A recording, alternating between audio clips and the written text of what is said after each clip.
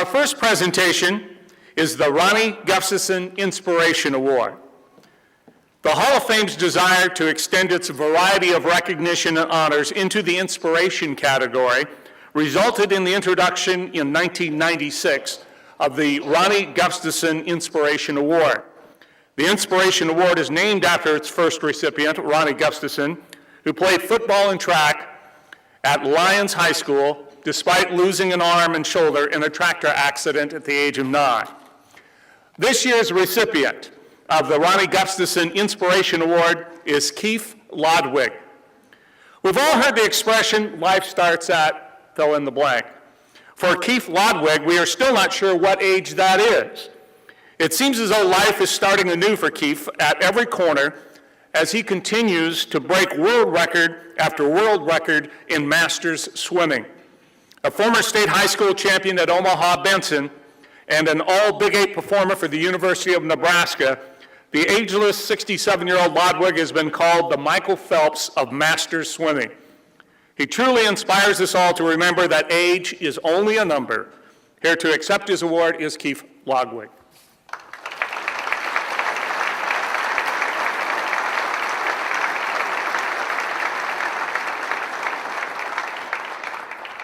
Thank you. It all started back in high school at Benson High when they didn't have a team and there was just 2 of us, and I appreciate that, the high school and the high school coaching. And then Nebraska, with Cal Bentz was there, we started a team and we performed there. And then when you got out of college or you didn't have anything to do, you couldn't make a dime at swimming. And of course I started my company, I called it All-American Fundraising. It was easy because I had All-American plaques. I just photographed that so I didn't have to pay a logo fee. And it worked out real well. But after that, you didn't know if you wanted to continue swimming, and my kids were in sports. My son played basketball, and my daughters played other sports. My one daughter, Tasha, she got into horse or equestrian, and that wasn't as cheap as owning a Speedo and a pair of goggles, and that was pretty expensive. But since then, I decided to keep it up, and I've been swimming now I'm 69. I've been swimming since I was 9 years old. And it gets a little tiring, but 4,000 yards every morning at 6 a.m.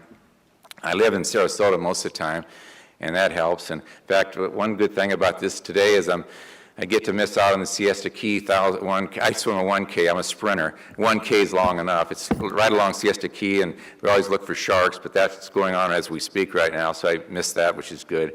And but I really appreciate what Nebraska has done in swimming, and I still carry it on, and I swim every day, and it keeps it up. And at least I didn't play football where I have some friends that played football and they can't walk or they have replacement knees, and I just got bad shoulders and bad everything else, but just keep going. But the thing is, I just keep it going, and that's the best thing. But I want to thank you all for the award and appreciate it very much.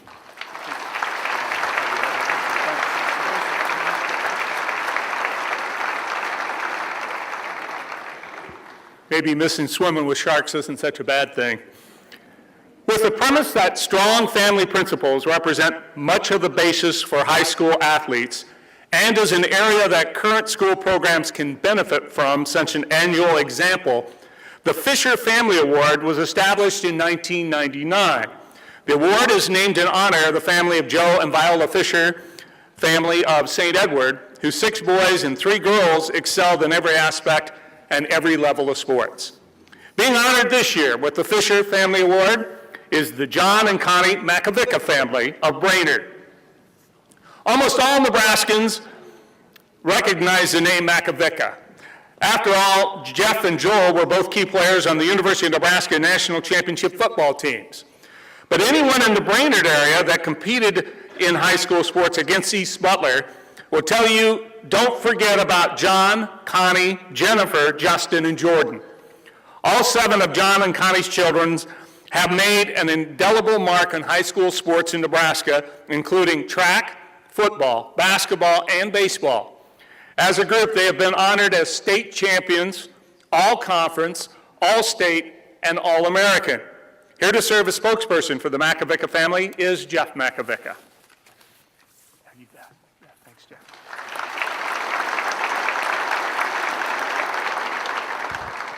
Thank you. Let me start out tonight, or this afternoon, introducing my family, the most important group of people in my life, and I know my brothers and sisters would say the same. So beginning right here, this is my family, my wife Tracy, and my daughter Cameron, my daughter Ava, my daughter Jaden, and my youngest Claire in my wife's arms. And then there's my mother Connie, and my father, John. Next to John is my sister, Jennifer, with her family, Derek, Trevor, Brendan, Connor, and Corbin, and her husband, Royce, is next to Corbin. And then next is Justin, next to his fiancee, Lauren Tonages. And then Jordan is next to Justin with his girlfriend, Brittany Newman.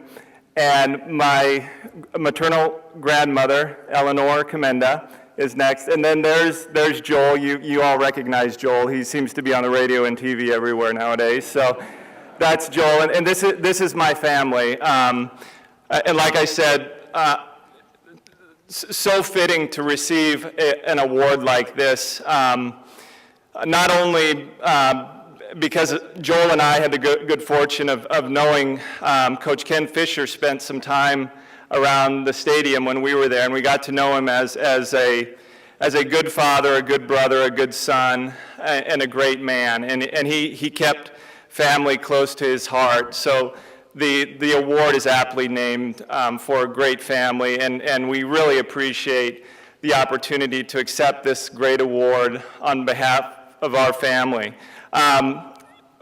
When I was thinking about what I was going to say, I know we have a couple, maybe 3 or 4 minutes. I just wanted to relay a story. When I was in high school, I remember I was either a seventh or an eighth grader, and I was going. My dad would never. He was a great track, baseball, and football player for then Kearney State, and we never knew much about Dad's career.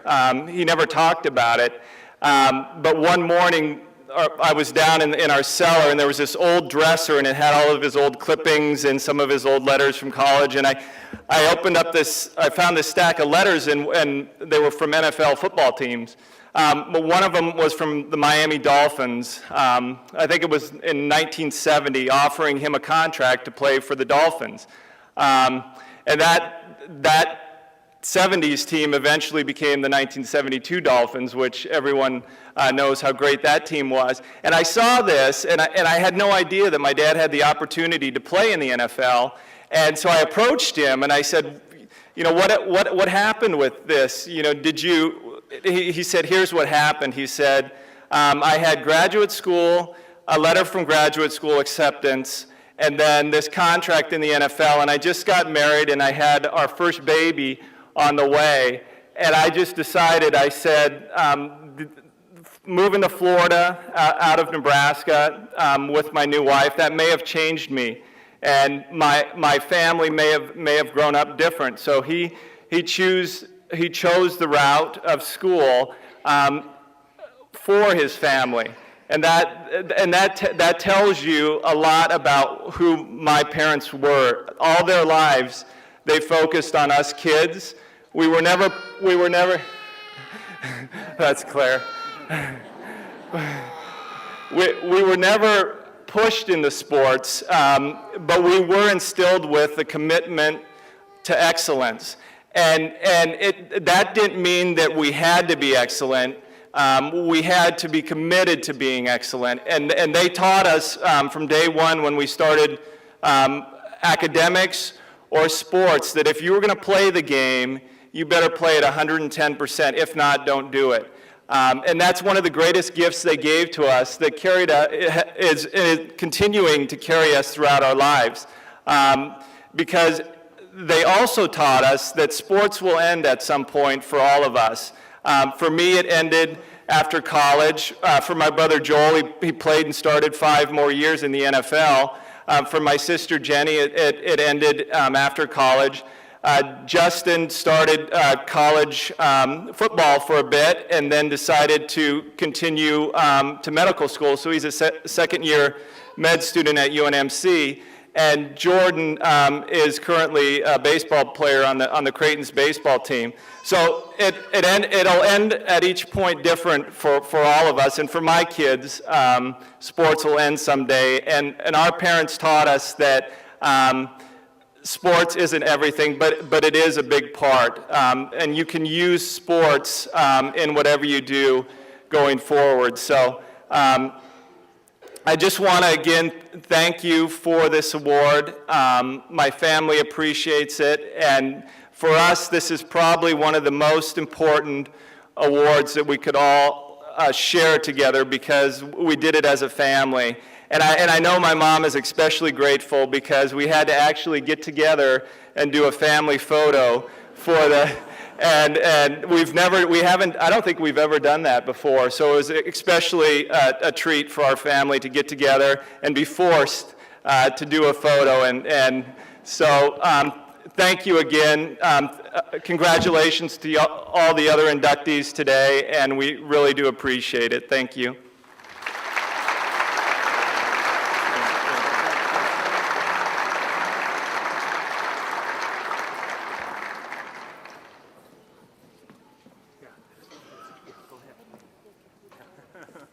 Thank you. Sure. Thank you very much. Thank you very much.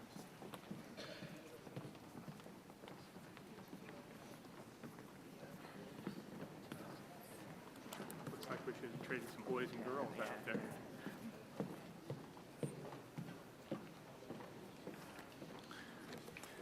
There are those very rare special moments that occur in Nebraska high school sports that the High School Hall of Fame wants to make sure are remembered and recognized as great moments in Nebraska high school sports. This year, the Hall of Fame gives special team. It's one thing to go undefeated in football, but quite another to also go unscored upon. The 1936 undefeated team did just that, not allowing an opponent inside the 10-yard line. They outscored their opponents that year 128-0, outyarded them 2,313 to 728, and outdowned them 114 to 34. A truly incredible season and great moment in Nebraska high school sports. Here to serve as spokesperson for that 1936 Grand Island team is Joe Cutlass, the current athletic director at Grand Island High School.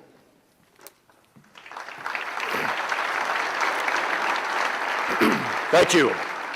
I'm very pleased to be here today on behalf of Grand Island Senior High as the Nebraska High School Sports Hall of Fame honors the Grand Island Senior High State Championship football team of 1936. It was just mentioned, this legendary team was not only undefeated, but also untied and unscored upon. In fact, no team penetrated the Islander 10-yard line all season. The big win of the year was against Class A powerhouse Lincoln High, a 6-0 Islander victory. The Lynx lost only 2 games over a 5-year period, and both of those losses were to Grand Island.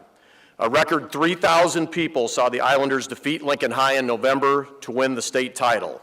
Over the course of the 36th season, the Islanders outscored their opponents 128-0.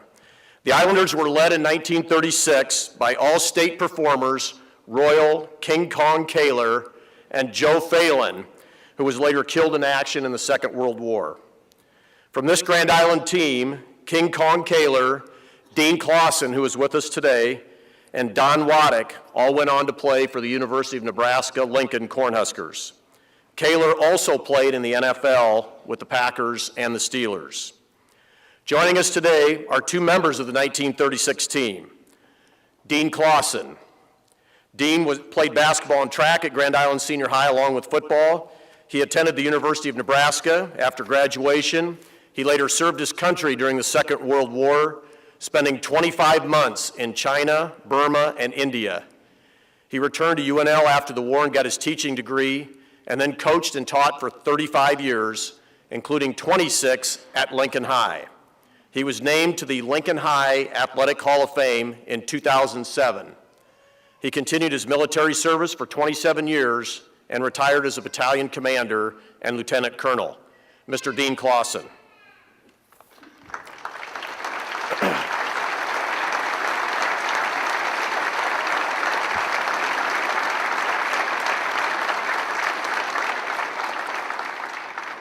Sid White another member of the 1936 team, I believe is with us this afternoon. I know he purchased tickets, and I talked to him just last week, and they had planned to come, but I have not seen him here today. I hope he is here. In addition to being involved in 3 sports at senior high, Sid was the editor of the Islander newspaper. He graduated from Hastings College, where he played football, basketball, and tennis. Sid enlisted in the Navy during World War II and became a Lieutenant JG. Sid landed at Normandy on D-Day, commanding an LCT ship with 4 Sherman tanks aboard. Sid worked for many years for Kansas, Nebraska Natural Gas. Mr. Sid White.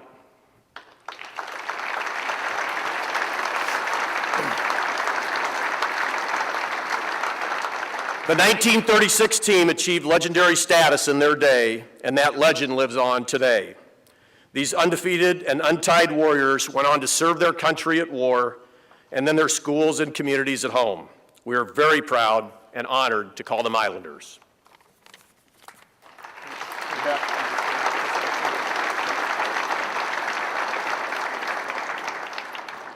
Danielle Lemick's 4-year dominance in girls' Class C golf competition is our second great moment in sports being recognized today. The Doniphan High School graduate is one of only 2 girl golfers in the state to win 4 consecutive state championships. In fact, during her entire career, Danielle lost only 1 time. In her undefeated junior season, no one came within 10 strokes of Danielle. Then in her senior year, she capped off her brilliant high school career with a record low round of 67 and her 4th state title.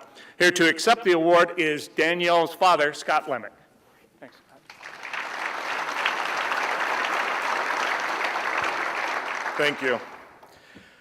Danny couldn't be here today. She's with her college golf team, Bradley University in Indianapolis, preparing for the Butler University invite, which starts tomorrow. I talked to her on the phone before we came, and she really wishes she could be here, and she really appreciates this award and recognition.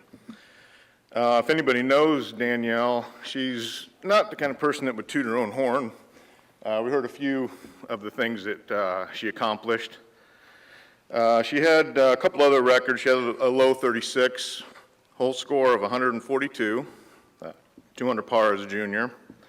And then once again, her senior year, 67, her second 18-hole round.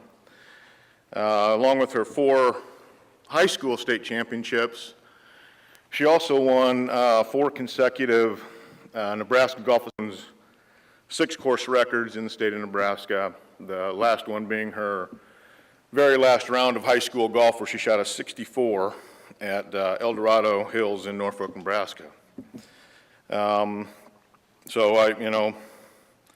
She appreciates this, we appreciate this. Hope she can continue through college to provide some more great moments in sports. Thank you very much.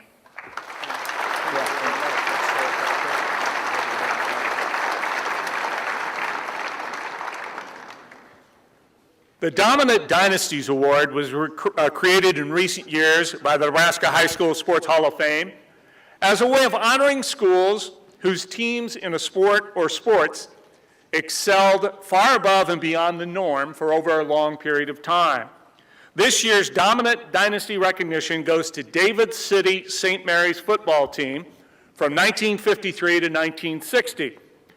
With the school just being built in 1953, the first 2 years of the dynasty were with underclassmen, a 6-man junior high team the first year, and freshmen and sophomores the second season. From 1955 to 1960, David City St. Mary's compiled a record of 46, 3, and 1. After an undefeated season in 6-man football in 1955, St. Mary's switched to an 11-man football and had 3 more unbeaten seasons in 1956, 59, and 60. Here to serve as spokesman for the David City St. Mary's football team is former team member John Kirby.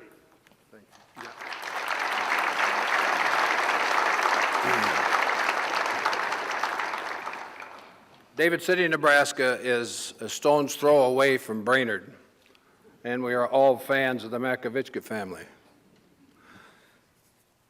Laverne Torzon, who is on the bottom of the list as an athlete, is a good friend. He played pro football in New York, and I was fortunate enough to be with the Giants for 2 years, so we're also a fan of his. I wish to thank my wife, Mary Sue, for helping me put stuff together. On. St. Mary's Parish in David City is a small Catholic community that in 1952 decided to initiate construction on a new high school for the St. Mary's campus. The grade school had been in existence since somewhere late in the 1800s. Thus, the St. Mary's Knights were born. David City is on Highway 15 as one of the main highways in Nebraska when UNL plays on Saturday.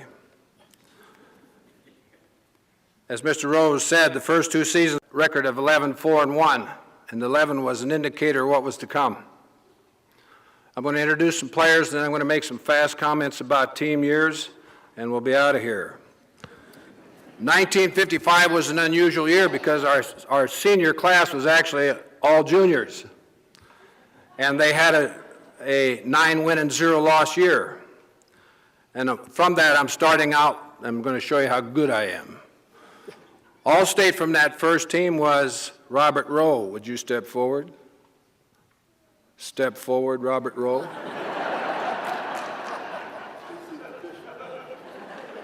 I know how to pick them. Seniors in the first year, 56, Kenneth Dill was All-State. Step forward. William Eisenberg. Kenneth Pohl. Robert Rowe gets a repeat. Kenneth Pohl. And a junior named Max Sofel was All-State. Step forward. In 1957, we'll start off with Max Sofel was All-State a second time.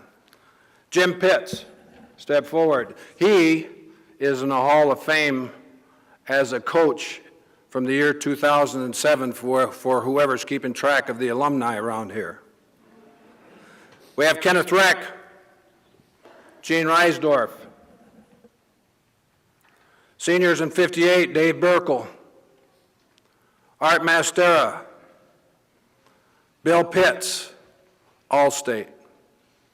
Can't say enough about him. 59, senior James Rowe, All-State. He might have been the littlest one.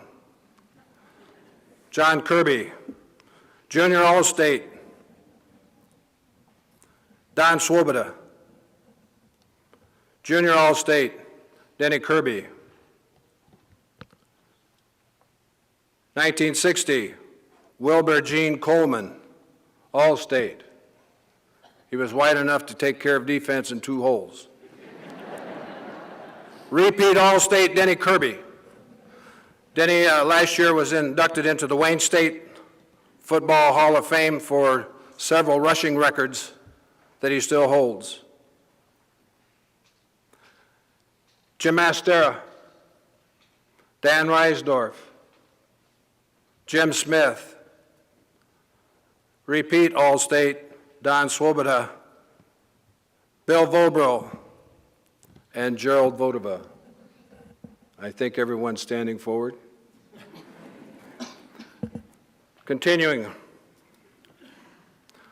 At the end of the last season of football, 1960 season, St. Mary's, the local Banner Press, I believe they were part of the AP back then, published an article that said, Knights' record seldom if ever equaled in state. I have some excerpts and then we'll be done. 1955 Class C 6-man football championship title.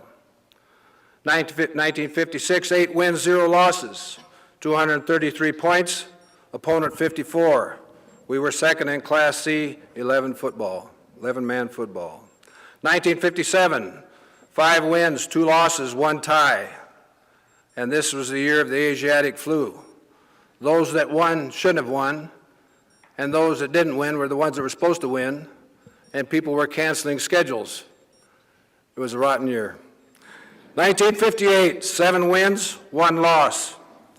192 points versus opponent 7. State champions in Class C 11-man football. 59, 8 wins, 0 losses. 203 points versus opponents 26. State champions again. 1960, the last season, 9 wins, 0 losses. This is good. 342 points versus opponent 7. State champions, Class C 11-man football. In 6 seasons, that's 3 losses. I'd take that record any day. In summary, you just heard of the football success of St. Mary's. There's a little bit more. The class of 60 and 61 won the state Class C champion track meet. And due to this winning record, our coach, Gene Pillen, who was originally from Platte Center, was named Coach of the Year in 60 and 61. Last, we want to thank our cheerleaders and fellow students, fans, including 70-some business sponsors, our parents, and all our teachers who gave us their best tough love. And most of all, we want to thank and be appreciative to the High School Sports Hall of Fame, and let them know that we are very, very, very humble in wanting you to know we really appreciate the title Dominant Dynasty. Thank you.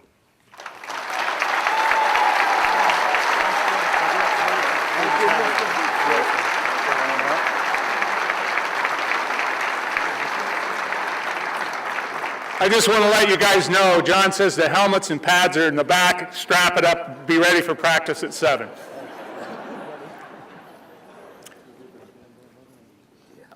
Well, now it's time to honor the coaches who are being inducted today as part of the Hall of Fame's class of 2012. They are being recognized and honored for at least 20 years of high school coaching in which they achieved special goals with their respective teams. Our first coach being honored today is Steve Morgan. In his 38 years at Ogallala High School, Morgan coached volleyball, golf, basketball, and trap shooting.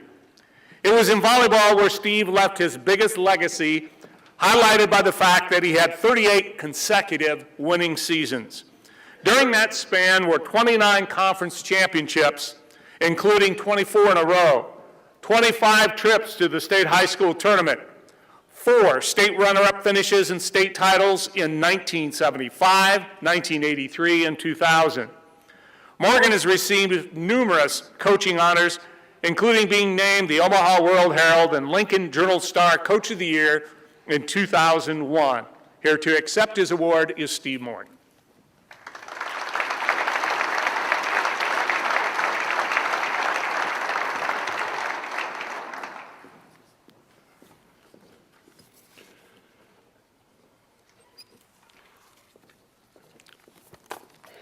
It's an honor to be here, and I certainly have some thank yous to hand out. The Nebraska High School Sports Hall of Fame, Coach Terry Pettit, Buck Edwards, Jody Rhodes, and so many more who helped me with my 40-plus year career.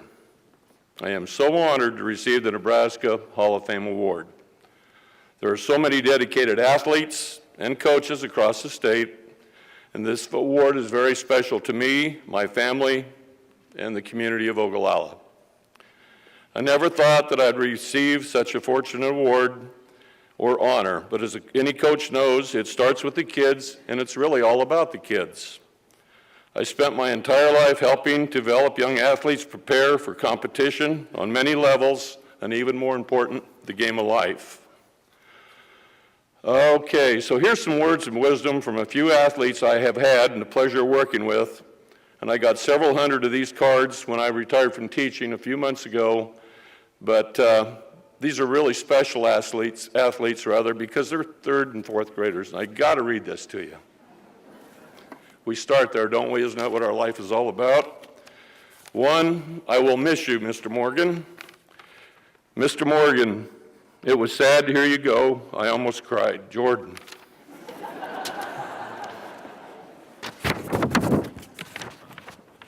Thank you, Mr. Morgan, for always being there for us. I'll miss you. I love you. Mr. Morgan, please don't sleep in because we can't. Love, Kaylee. Couple more.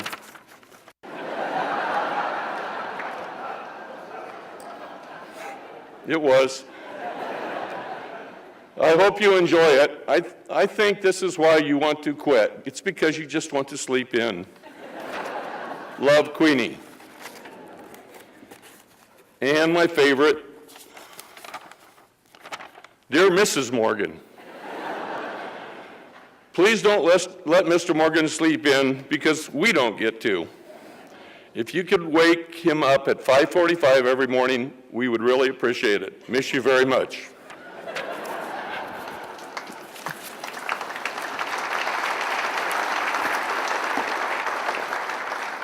And again, that's why I've been in it for 41 years, because of kids like that. How do I thank those hundreds of athletes, the assistant coaches, Ogallala schools, and for me it starts with my family, and without them this day would never have happened. My son Ryan, my beautiful daughters Mandy and Lindsay, they are my hunting partners, fishing partners, problem solvers, motivators, always there for me, and the true love and joy of my life. I never want this to go unsaid. There are no words to express how much you kids mean to me, and God sent me a blessing, and that was you. I'm almost done with this part. God sent me a gift, my beautiful wife, Kate. I can never thank you enough. Okay, that was tough. And I love them all very much. And they are my whole career right there. But all of a sudden, a California girl and a Nebraska farm boy came into our lives. So now I have a beautiful daughter-in-law, Kelly Larson, and a top-shelf son-in-law, Jeff Nodlinski, and we're thrilled to have them join the Morgan family. Some of the highlights are memories of my coaching career. Two gentlemen from Ogallala and myself, the late Jim Falcon and Dick Lundgren, did the very first NTV broadcast of Big 8 volleyball tournament in Columbia, Missouri. We covered Husker volleyball for the very first time on television, and that was a big moment to have somebody out in western Nebraska live TV and do the first Husker game ever. I learned about the sport of volleyball. I wanted to be a football coach so bad, but I learned about the sport of volleyball when I got drafted for Vietnam. Lieutenant Colonel now, Ted Theobar, was drafted at that time. He was a private, just like me. But I didn't know that he tried out for the United States Olympic men's volleyball team and he was cut. So once we got through the basic training, AIT, reception and all that, I told him what a wussy sport volleyball was, and he told me, why don't you come to the gym? And we didn't really have much of a gym, but that's where I learned my volleyball and got my start and my love for the sport. 38 of my athletes went on to play in all-star games. I was very proud of that. Somewhere now between 70 and 80 of my athletes have gone on to play college vol, 10 in Division I, including Angie Oxley, University of Nebraska at Lincoln. My daughters playing for me was a huge memory for me. Mandy was there for my 500th win, and I got to put a state championship medal around her neck, and Lindsay played for me when I got my 600th win, and Lindsay is now my assistant coach. My wife and I have the very first patent on a volleyball machine when that was just starting in the 70s. When I took it down to the University of Nebraska at Lincoln to have Terry Pettit try it out, Terry said it was too powerful. And I got a note and an email from him the other day. He said it really needed to be shipped over to Afghanistan to use as a secret weapon against the Al-Qaeda. So my wife and I patented a couple other items in volleyball, and believe it or not, and she's still beautiful today. She was a model for sports rules book for Nebraska, and I wasn't going to say that, but I will hear about it later. I've been blessed with many athletes with a passion for the game and who are willing to work hard, which enabled us to never have a losing season in 39 years, and it goes back to this. These cards right here, these little kids, where you get to start out the fundamentals of any sport and the life lessons we learn. Thank you to the Nebraska Coaches Association Hall of Fame Group and to my family. God bless you.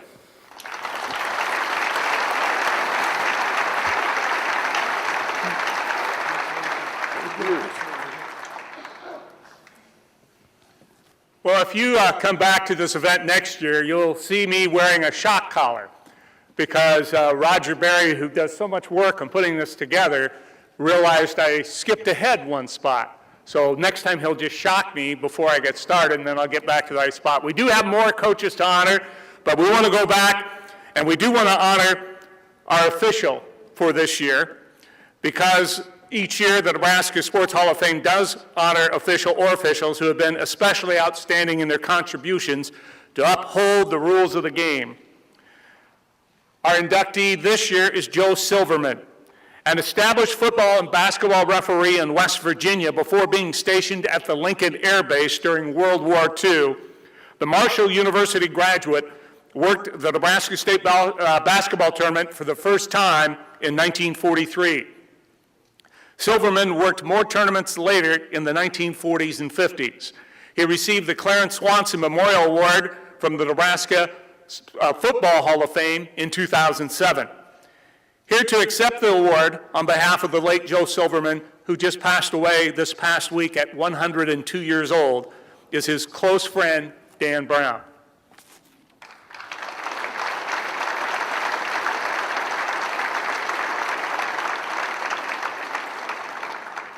I want you all to know that's not the first time I've been passed over.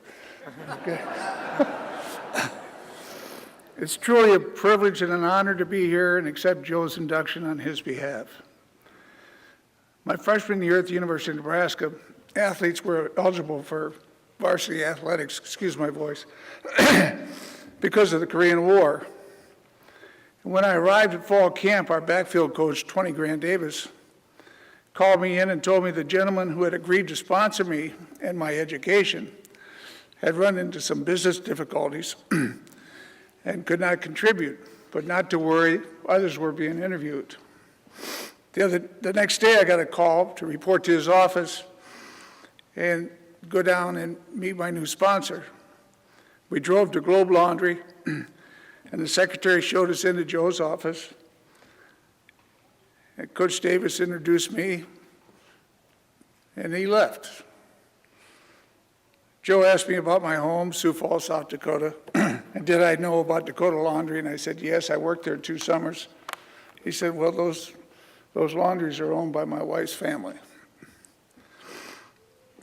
He also asked me about my major and what position I played. And I told him business administration and quarterback. He said, you're going to be mighty busy with school, quarterback meetings, practices, and study. He said, do you have a girlfriend? I said, no. Regardless, your schedule is going to be very tight. Why don't you come down on Thursdays and we'll have lunch and stay in touch? I said, that would be fine. That was some 61 years ago. And we have remained the best of friends all these years. We've gotten together many times here in Lincoln at the Orange Bowl in 1955, other bowl games, also out in California. And we usually call each other 3 or 4 times a month. This has been going on for 61 years. I came back 5 years ago to introduce Joe when he was inducted into the Nebraska Football Hall of Fame. But my appendix ruptured on the flight to Omaha, and I spent 10 days in the hospital at Creighton University. I never did get to Lincoln, but they inducted Joe anyway. The misfortune of the gentleman that was originally going to sponsor me turned out to be a great bit of Irish luck for me. Joe is the absolute finest example of a human being I've ever had the good fortune to meet, and God bless his soul. Thank you.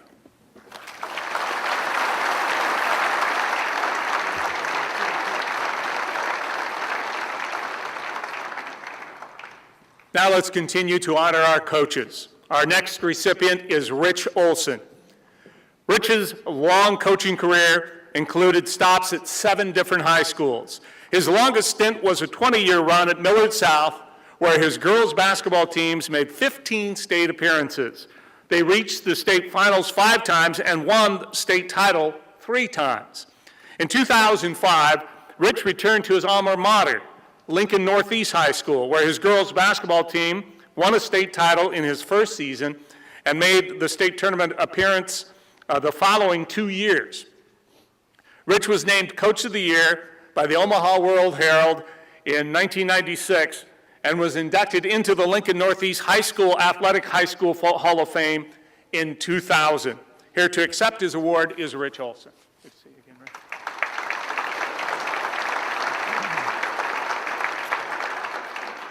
Thank you. This is both humbling and intimidating all at once. I am so appreciative. Excuse me. This transcends wins and losses, championships and trophies. For me, it is all about people. It's about principals and athletic directors who took a chance on me. People like Jack Hallstrom, Charlie Rush, John Lammel. People like Neil Nannon, Aldi Johnson, Wally McNaught, Ed Johnson, and Larry Ribble. Kind of sounds like the Mount Rushmore of coaching right there. Dale Snook, who will be honored here, let me come to his coaching class at the University of Nebraska even when I wasn't registered. It's about parents who entrusted me with the most important thing in their lives. It's about players like my friend Bill Klaus, who is here, who was captain of my first team ever. Players who bought into what I was trying to teach. It's about 3 kids. The tough part. It's about 3 kids, Jared, Kinder, and Drew, whose dad was more like Robert Knight than Robert Young. It's more like Bobby Knight than Father Knows Best. Kids who made an impossible situation easy so that I could coach.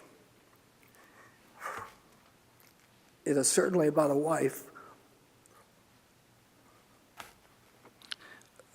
who is the epitome of coaching. She takes what is given to her and does the best she can with it. Olinda is a woman who is the greatest example of commitment, determination, and never give up that a coach could ever offer his players.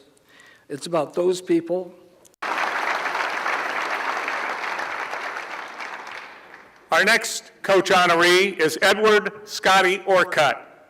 28 of Orcutt's 33 years of coaching were spent as basketball and baseball coach at Omaha Benson High School. Scotty's basketball teams were consistently among the best in the state, finishing as state runner-ups a total of 6 times. Despite losing in districts in 1961, Omaha Benson was voted #1 by the Omaha World Herald. Orcutt's baseball teams were also consistently great, winning or sharing the intercity title 4 times and finishing as state runners-up twice. In 1983, Orcutt was inducted into the Omaha Benson High School Hall of Fame. Here to accept the award on behalf of his late father is Edward Orcutt, Jr.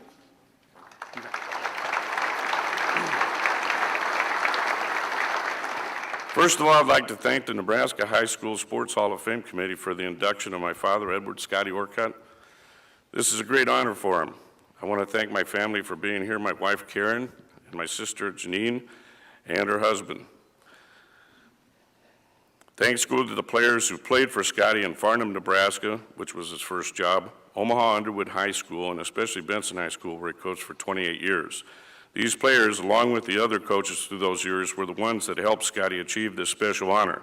Thanks go to the coaches, players, and umpires and staff of the Orcutt Cullen Baseball All-Star Game for the past 40 years, as well as the American Legion Post #1 for sponsoring the teaching career at Benson High and Farnham High School, his first high school job. All of them speak highly of how he taught them values and work ethic in life. His accomplishments were many. I want to congratulate the inductees being accepted into the Hall of Fame today. They deserve that induction also. It's a great honor for our family to accept this award for Scotty. Thank you all for attending today and have a safe trip home.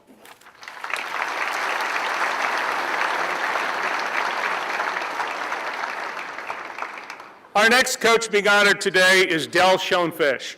Following 5 years as basketball coach at Valentine High School, Del moved to Cambridge, where his coaching career spanned 4 decades.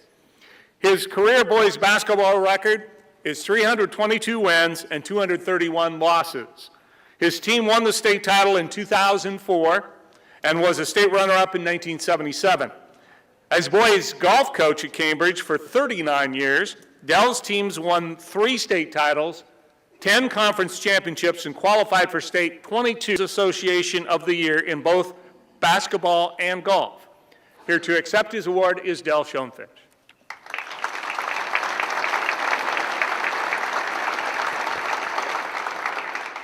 I want to thank, first of all, the High School Hall of Fame Foundation Committee for organizing this event again. They've done a very nice job. in listening to the speakers that have spoken before, and I'm sure the speakers that will speak after, each one has talked about a certain kind of success that they've had. Whether it's Steve Morgan's little kids, that surely is classified as success. Some are talking about won and lost records. Some will talk about other types of things, relationships that they've had with other people. These are all types of successes. But as I listen to this, I get the idea that success means a lot of different things to different people. It's success sometimes that mean different things to different people. It reminds me of a story of a guy and a gal that met one time, and they kind of got interested in each other, and they talked about going out, and after a couple of weeks they started going out with each other, and finally the guy says to the gal, he says, before we get too serious with this, maybe we should have set some ground rules. I've got some habits, so we should tell something about each other. I've got some habits probably that most people can't tolerate. First of all, he says, I'm a golf addict. As I go ahead and I subscribe to 3 golf magazines, I watch the Golf Channel just continually. He says, I have a golf Nintendo game. I go ahead and play golf every weekend that I can. He says, a lot of people are not going to be able to tolerate that. And so she says, well, that's good to know.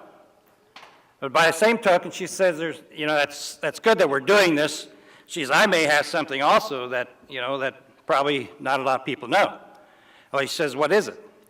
She said, for 5 years, I've been a hooker. Well, he stopped and he took a step back and he says, I think if we change the grip on your left hand, we can straighten that out.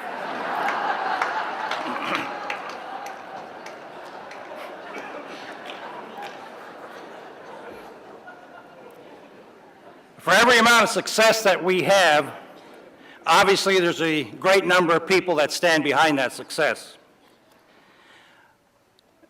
And I want to acknowledge some of those people today. I want to thank my parents, first of all.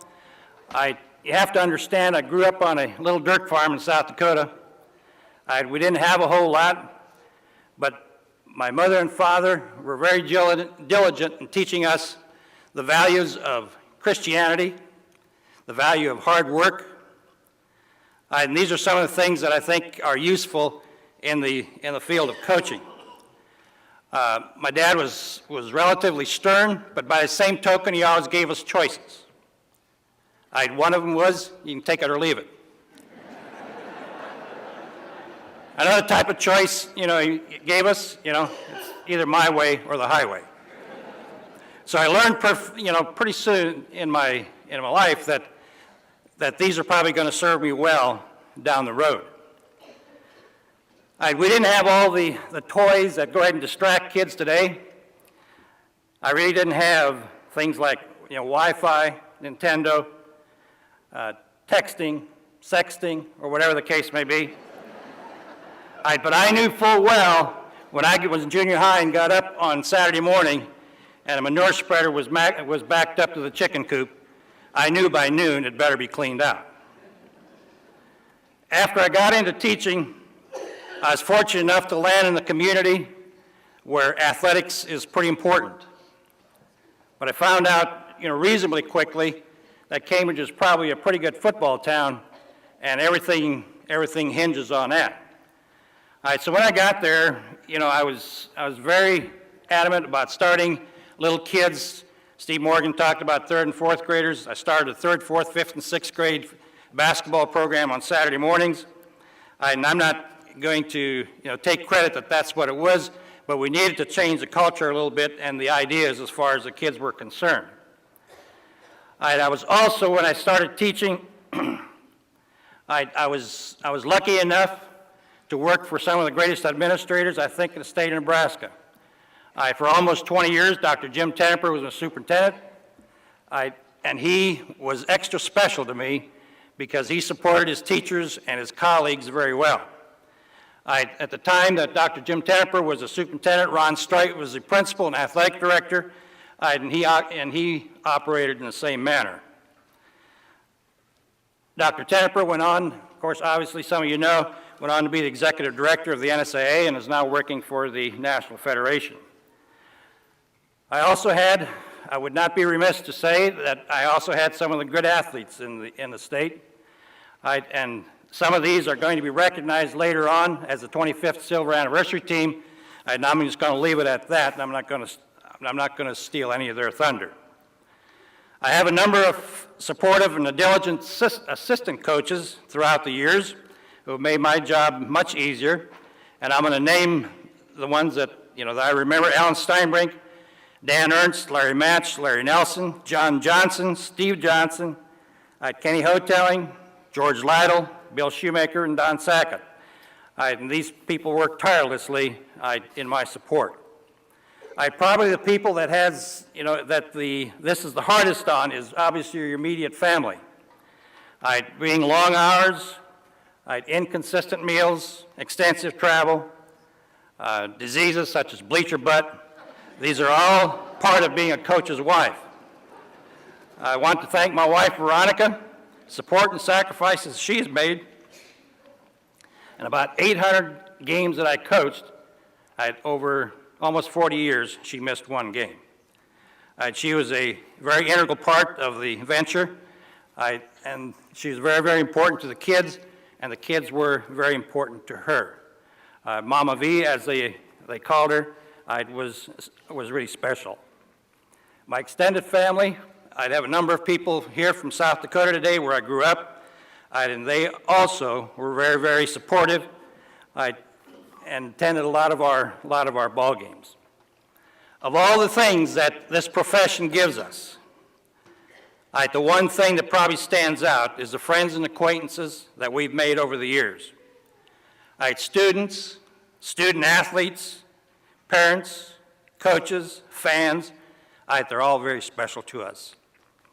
One of the most unique experiences that I had, I need to mention that after we won the state basketball tournament in 2004, I got home and the first message on my phone was from a fan from a neighboring town.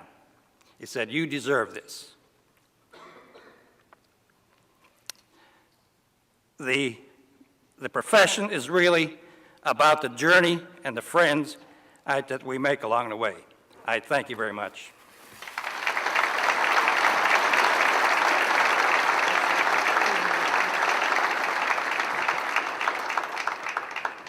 Our next coach being honored today is C. Dale Snook. For 20 years, Snook coached at Lincoln University High School until it closed its doors in 1967. His basketball teams had great success, winning 2 state championships and finishing as state runners-up once. 16 of Snook's teams finished ranked in the top 10. During his tenure as boys track coach, his teams won a state title and had 1 runner-up finish. Here to accept the award on behalf of the late C. Dale Snook is one of his former players, Stan Matzke, Jr.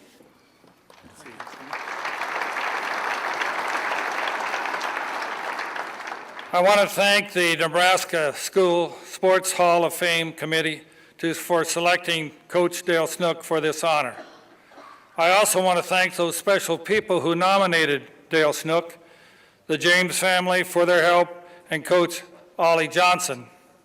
Snook's basketball team, as noted, finished in the top 10 ratings 15 times in 19 years and won 2 state championships, Class B in '54 and Class C in '65. And the track team, which started out scoring 7 points in the first time Snook had track, 6 years later they won the Class B state championship in track. I was a transfer from Concordia High School in Seward to Teachers High my junior year in 1949. Because of Snook's coaching, I received a basketball scholarship to the University of Nebraska and lettered 4 years. Some of the other players from Teachers High that some of you might remember was Bob Mercier and Bill Johnson. It's a privilege for me to present Coach Snook in this honor. Teachers High was on the university campus, and our basketball gym was the Coliseum. When Snook took over the physical education and coaching at Teachers High, the kids were getting kicked out of the Coliseum by the cops at 3 o'clock in the afternoon. And because of the trouble, they were making, Snook took care of it. Snook wouldn't put up with this kind of trouble, and he put a stop to it.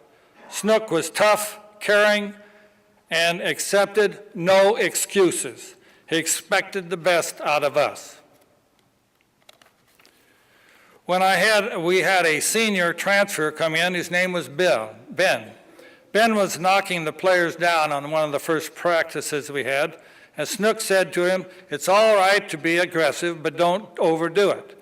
When Ben kept it up, Snook changed places with the kid, then guarding Ben, and Ben played the same against Snook as Ben had played against the other kid. Before long, Ben was on the floor 3 or 4 times. Snook got his attention. Ben went on to be an excellent center on our team, and by the way, Ben went on to medical school and became a very fine doctor.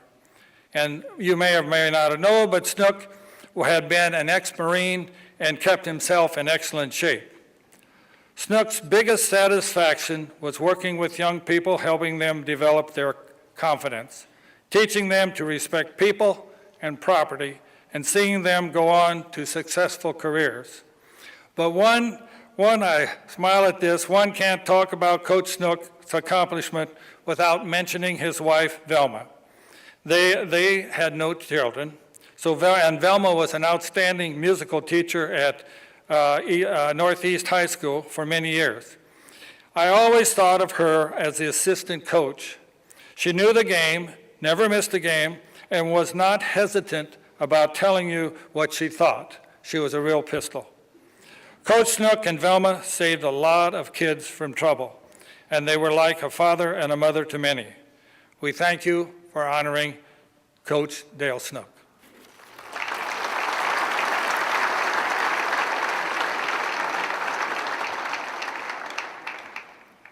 The Nebraska High School Sports Hall of Fame also strives to honor those individuals or groups who have contributed significantly to high school sports in this state. This year, we have 2 contributors to honor. Our first is Fred Egley Jr. Fred's contributions to high school sports began as a teacher and coach in 1939 at Norfolk High School.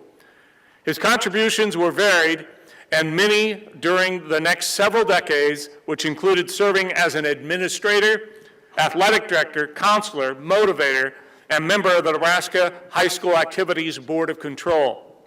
And yes, even as an official. Egley retired in 1981, but remains an active supporter of high school sports. Here to accept his award is Fred Egley Jr.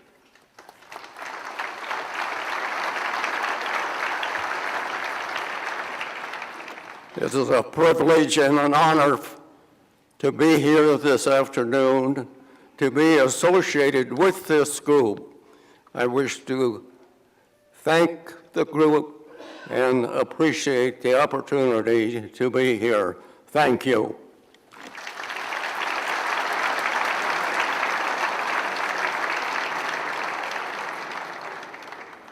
Our next contributor being honored is Dave Van Meter. A successful businessman, Van Meter also had a highly successful college football career that led him to being drafted by the then Los Angeles Rams. His career was ended by injury, but that success in business and college has motivated Van Meter to contribute to high school sports in both Iowa and Nebraska through promotion and fundraising. His extensive effort has provided several schools in Omaha with state-of-the-art weight and cardio training equipment. He has also spearheaded drives to build new football, track soccer stadiums, as well as baseball and softball fields. He has received numerous previous awards from Omaha schools and universities. Here to accept his award is Dave Van Meter.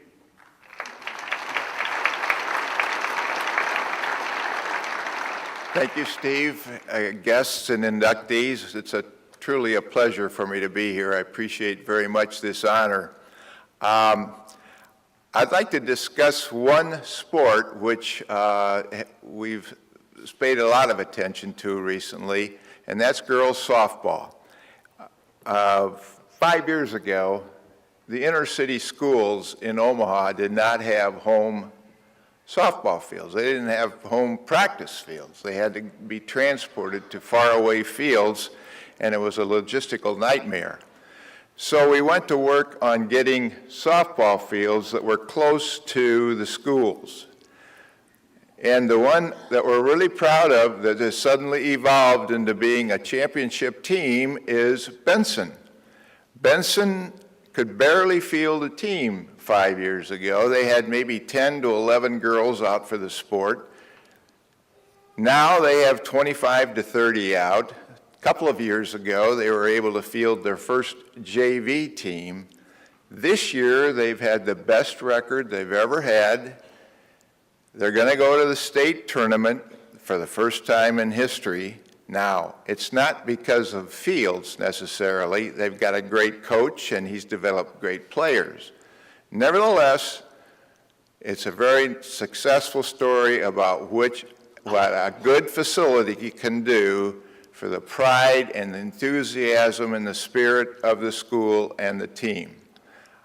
My wife, Carol, should be up here with me because she has been very supportive in writing innumerable letters to foundations and generous individuals. All of these fields were developed with private money. There's no city money, no school district money, no public money involved. It was all done from foundations and generous people in the Omaha area. So they all should be up here with me. Thank you.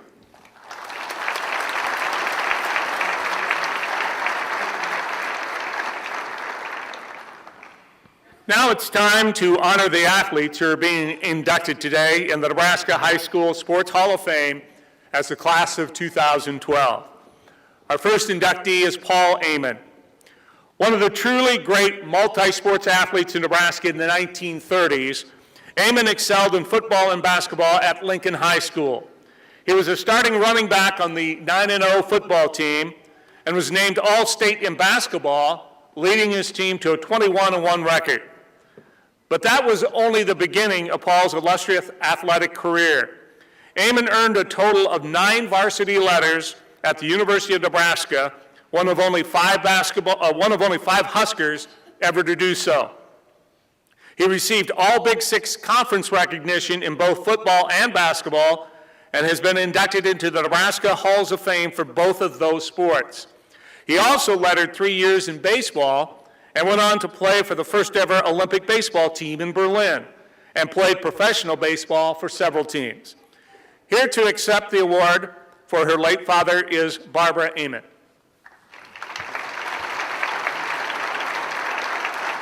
Thank you.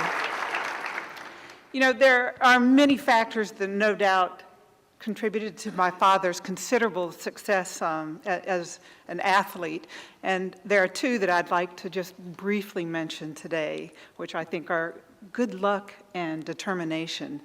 When I say good luck, I actually have to go back to his immigrant parents who in the late 1800s found their way to Lincoln, Nebraska, independently of each other, but in Lincoln, found a community that welcomed them and that actually gave them the opportunity to pursue their own version of the American dream.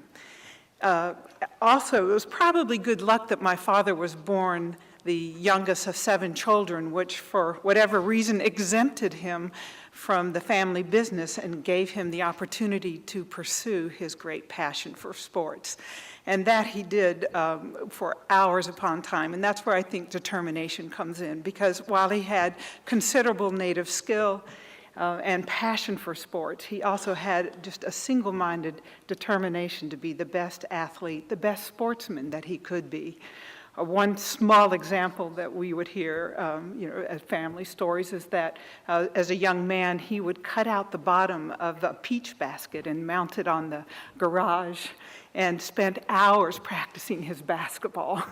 And in fact, supposedly, he wouldn't quit practicing until he had made 100 swishers in a row, much probably to the chagrin of his mother, was trying to get dinner on the table for everyone. So, it was that good fortune and determination that certainly shaped his career as an athlete, among other factors. But I also, I guess, would mention what athletics did for him, because he was able to take the tremendous impact and lessons learned, skills learned from the sports field and transfer them to the rest of his life. At Lincoln High School, he was student body president. He was president of the student council. He received the Dobbins Award, which was for excellence not just in athletics, but also academics. And probably most significant for our family, he was Prince Charming at Lincoln High School's Joy Night, where a young 8th grade girl, Flossie Mall, was awed by the Prince Charming and dreamed of someday making him her husband. Fortunately for me and the rest of my siblings, that dream came true. Obviously, high school sports were very different in the early 30s. For example, football helmets were made out of leather, and most on the team played not just offense, but defense, and clearly they were smaller than today's high school football players. But in any case, I said that significant influence that sports had in my father's life. Certainly he continued in a career, as we've heard, as a coach for many years at West Point and then on to Wake Forest. But I'd also note that at Wake Forest, where the 4 years he coached there, he was twice ACC Coach of the Year during losing seasons. And we attribute that, frankly, to what he was known there for those 4 years as a gentleman coach. It was with great dignity that he brought to that profession and then to his profession when he came back to Nebraska as a banker. And I guess that's what I would end with. My father loved sports, but equally so, he loved Nebraska.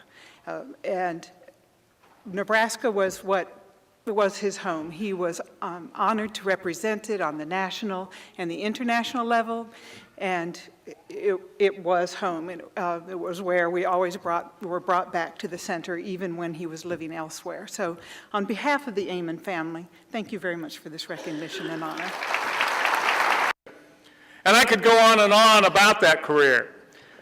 But since this is the Nebraska High School Hall of Fame, let me mention some of his achievements in football and track while attending Millard North High School in the late 90s. He was not only a two-time All-State selection by the Lincoln Journal-Star, he was also named honorary captain and Offensive Player of the Year both years. He finished his high school football career with 50 touchdowns and over 5,100 yards rushing.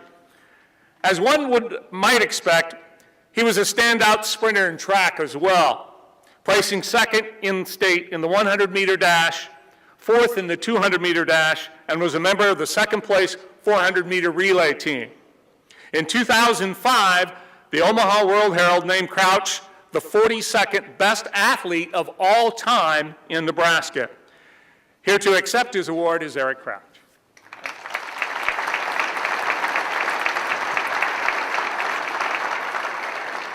Thank you very much. I am honored to be here today. I want to thank the Nebraska Sports High School Hall of Fame for making this possible. I want to thank Roger Berry and Pat Salerno working directly with me. I want to say sorry that I couldn't bring a picture that's good as Clester Johnson's over there. His looks pretty good tonight. But in all seriousness, I think it's not about me tonight. It's about the people that helped me with my athletic career in high school and getting to that point. I want to thank my mother, first of all, for teaching me hard work and dedication, that it pays off in the long run, no matter what obstacles you face. Starting off with my Pee Wee football coach, I'll always remember George Conley telling me, quick feet, quick feet, quick feet. That's all he just kept telling me, so it instilled quick feet into my head. He was a mailman, but a great coach and a great family guy, so very inspired by him. And then in middle school, Scott Pullen was a great coach, taught us toughness. And then in high school, obviously the great coach Fred Petito at Millard North, who's done great things with that program, and Mark Chavez. Those guys have, who really taught us about dedicating ourselves to football, what we love, and we've learned so much from them. And it's just so inspiring to be part of this. I'm looking through the names, and I'm glad that I was called to be part of this because, I really didn't know, I wasn't really aware of what the Nebraska Sports High School Hall of Fame was about and what it stood for. So, again, thank you. I want to congratulate all the other inductees. It's quite an honor. And I want to thank my wife for all her support. She's here today, so thank you very much, Nicole. And really, that is it. I appreciate the honor. Thank you very much.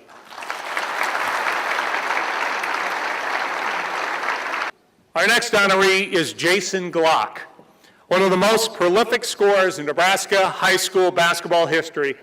Glock received about every honor imaginable by the time he graduated. During his career at Wahoo High School, they won state championships all 4 years and had a record of 101-1 in that span. By the way, Jason didn't suit up for that one loss. He still owns the school record for scoring in one game of 52. He is 16th on the state all-time single-season scoring charts and is the 9th all-time leading scorer in Nebraska's boys basketball history.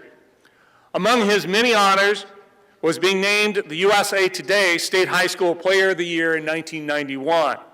He went on to play at the University of Nebraska on the men's basketball team.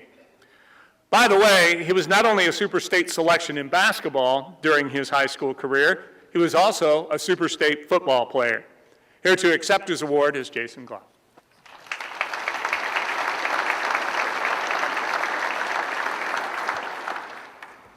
I would like to thank the Hall of Fame committee for judging me worthy of this honor. I am humbled and excited to join these other great athletes today. We didn't play high school sports for the recognition and fanfare. We did it because we had the desire to compete and achieve. Our accomplishments were not due to one person alone, but were a collective effort of many players and coaches with one goal in mind: to win championships. To reach that goal, we had to work hard, be disciplined and responsible, yet still have fun. High school athletics taught each of us lifelong lessons about dedication, teamwork, focus, adversity, and the ups and downs of winning and losing. I want to thank a number of people who made high school sports an enjoyable and rewarding experience for me. Basketball coaches Mick Anderson and Mark Watton for getting the best team together on the court and allowing each player to understand their roles and that the team always came first. We always played unselfish team basketball. You knew how to get the players to play hard. We had great times playing Nike Summer League basketball and going to team camps. Thank you for spending all the time and effort with us. Football coaches Dick Tinglehoff, Randy Shady, Greg Reeves, and Mike Tramner. The summer conditioning drills were some of the toughest I've had to endure, but we were always in better shape than the opponent. We were always well prepared for the opposing teams. I remember playing Fremont Bergen, and the scouting report kept mentioning a player at the offensive tackle position named Zach Wiegert. We ended up winning the game, and Wiegert went on to be an All-American for the Huskers and to play in the NFL. Thank you to my best friend and teammate, Randy Hoffman. Thanks for always picking me up in your truck to take me to school, to lift weights, and to shoot baskets. We could always count on Randy outworking the opposing players. His determination, dedication, and his football receptions on his knees will always be remembered. He is one of the best friends a person could have. I would also like to acknowledge all my high school teammates. I admired and respected the will and determination of each individual. Everyone pushed to be their best, not just for themselves, but most importantly for the team. To my mom, thank you for teaching me good values and hard work. Your encouragement always kept us going. Players and friends always loved coming to our house for spaghetti feeds the night before our games, knowing the great food you would prepare. Dad, thank you for getting us into the gym to play ball and for coaching us when we were young. I still remember attending the overnight dome basketball camp when Troy and I were in elementary school. We thought it was awesome when they videotaped our form and then were able to correct our mistakes. Thank you to my brothers, Troy and Ryan. As older brothers tend to do, Troy, you paved the way for me and made the path easier. And Ryan, you always kept the pressure on me to try and stay ahead of you. Thanks for being great leaders, caring people, hard workers, and teammates. I remember when we would scoop the snow off the driveway and wear hats, gloves, and coats just so we could shoot baskets and play against one another. I especially want to thank Dr. Sam Martin for his graciousness in mentoring me. I remember playing one-on-one Sunday afternoons and not being able to beat him, even though he was in his 40s. He taught me shooting technique and form on the court and was a great instructor for me in the office when I joined his dental practice 12 years ago. I want to recognize my Grandpa Glock for all of his support. He made it to every high school basketball game except one. He arrived at Fremont Bergen High School but slipped on some ice just outside the gym, broke his glasses, and tore his pants. He decided he didn't want to be seen like that, so he drove home holding up one lens to help navigate his 60-mile trip. I also want to thank the fans and community of Wahoo. I'll never forget the Richter Roar State Championship game in '89 when Bernie Embody hit the 30-footer to bring us within 3 points, and then my brother Troy banked in the tying shot at the buzzer. The Wahoo Warrior fans would wait hours in line to get a great seat, and we always had our side of the bleachers filled with excited and supportive fans. I want to acknowledge all my relatives, friends, and guests here. I'm grateful you chose to share this afternoon with me. It's amazing the memories that can be made when you dream big, set goals, work hard to achieve those goals, surround yourself with good friends, and get direction from people that care about you. Finally, I'd like to thank the Hall of Fame Selection Board again for making another lasting memory. This is truly a great honor. In closing, I'd like to congratulate my fellow inductees, and I'd especially like to thank my family here, my wife Tricia, and 3 children, Ellie, Marcus, and Landon. Thanks.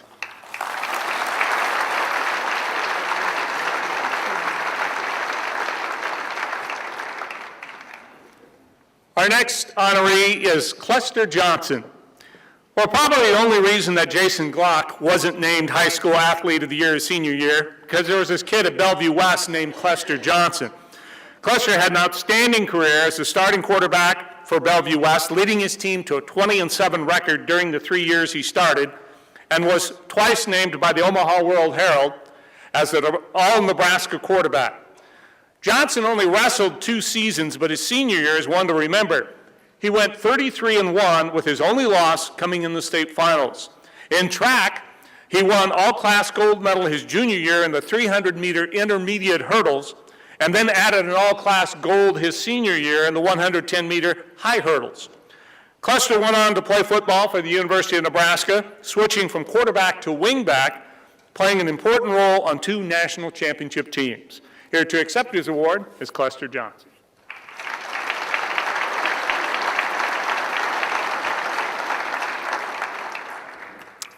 Thank you very much. I also want to congratulate the other inductees. I'm going to start off with thank yous first, because it's the opportunity to thank my family and close friends. I'm going to start off with my grandmother, who just passed away this year, very integral part of my life. My mother passed away when I was 5 years old, so I was adopted by basically my whole family. My brother Silvo and my brother Daryl, my 2 older brothers, they're the ones that made me tougher. My auntie, Ellen and Auntie Biggs, they're the reasons that I even made it to Nebraska. I'll come back to them. My Uncle Vernon and Ellen Johnson, they're here from Tucson, Arizona. My Uncle Alvin and Jean Few, they're here from Maryland.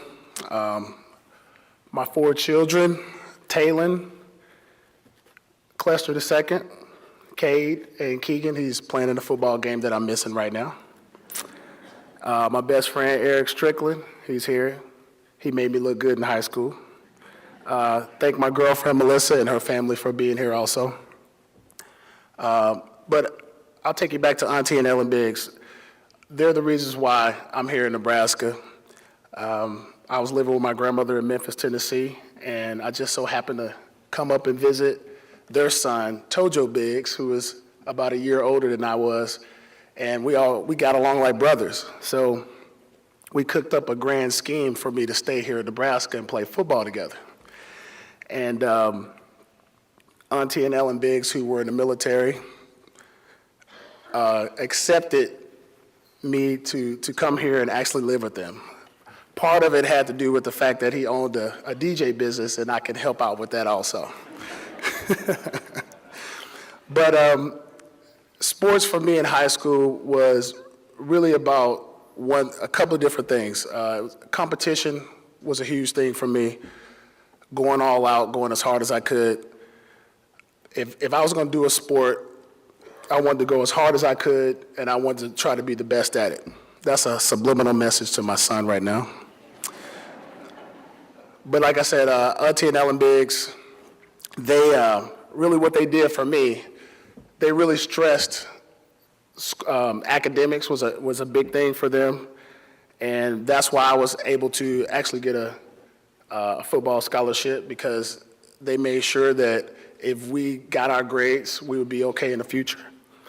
And it was a privilege for us to play sports. It wasn't out of right. So they let us know that early on. If we were not doing good in school, then doing sports was not going to happen. So I'm very happy that they're here today, because I could actually thank them for where I am today. If it wasn't for that discipline, I can surely say I would not be in this position. So thanks again to Hall for inducting me. It's a privilege and an honor. Thank you for the award.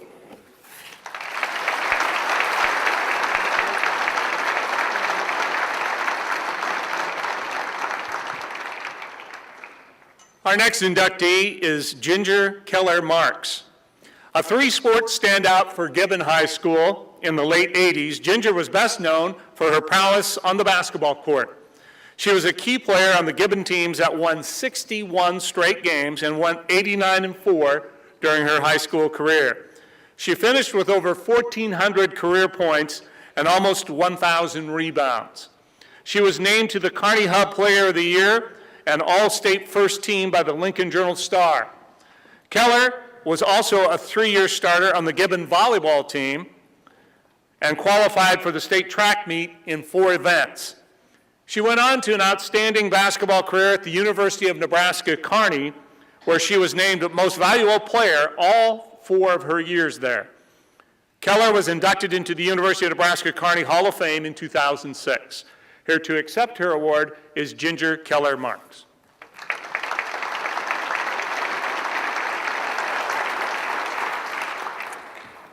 First, I'd like to thank the Nebraska High School Sports Hall of Fame Foundation Committee for this honor. It's amazing and humbling to be included with these accomplished athletes and previous athletes that have been inducted. It's really about all the people that have influenced my life along the way. Without their support and encouragement, I would not be standing here today. I guess my family, in high school in junior high, we spent a lot of time in the gym. We spent a lot of time going to camps. They did a lot of traveling, taking me places. I appreciate that. I appreciate you being at all of the games and just your support. I want to thank the teachers that kept me engaged and taught me lessons beyond the classroom, and especially my coaches who just really probably changed my life through athletics, and especially to my basketball coach, Coach Larry Bleach.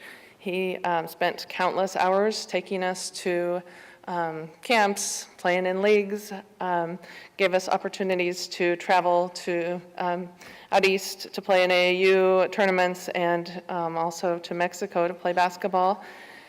And also just really instilled a sense of family within our team. I had really just amazing teammates to play with that,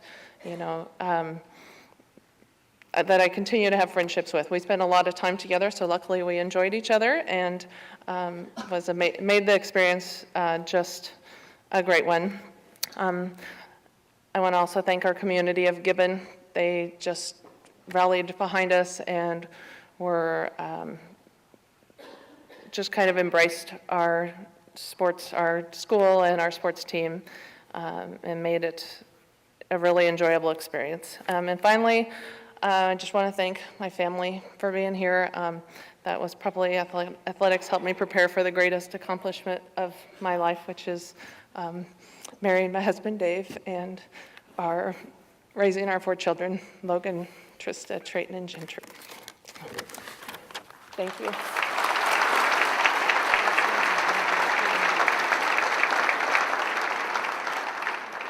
Our next inductee is Kelly Lindsay. The fact that Kelly was the first girl athlete in the state to be named Female Athlete of the Year by the Omaha World Herald and Lincoln Journal-Star her junior year speaks volumes about her athletic ability. The 1997 Millard North graduate earned a total of 12 letters, 4 each in cross country, basketball, and soccer. During her outstanding cross-country career, Lindsay won 34 of 35 career races, losing only in her final state meet race when she couldn't finish due to a rib injury, which of course means she was a 3-time state champion. In 2 of her 4 years on the basketball team, Lindsay helped her team qualify for state. Soccer is the sport for which she is most noted, being named to the All-State team all 4 years during her Millard North career, in which those teams won 2 state titles and 1 runner-up trophy. She was selected to the Parade All-America list and the U.S. Under-20 national team. She went on to let her 4 years on the University of Notre Dame soccer team and earned numerous honors along the way. She also had a stint playing in a professional soccer league. Here to accept her award is Kelly Lindsay.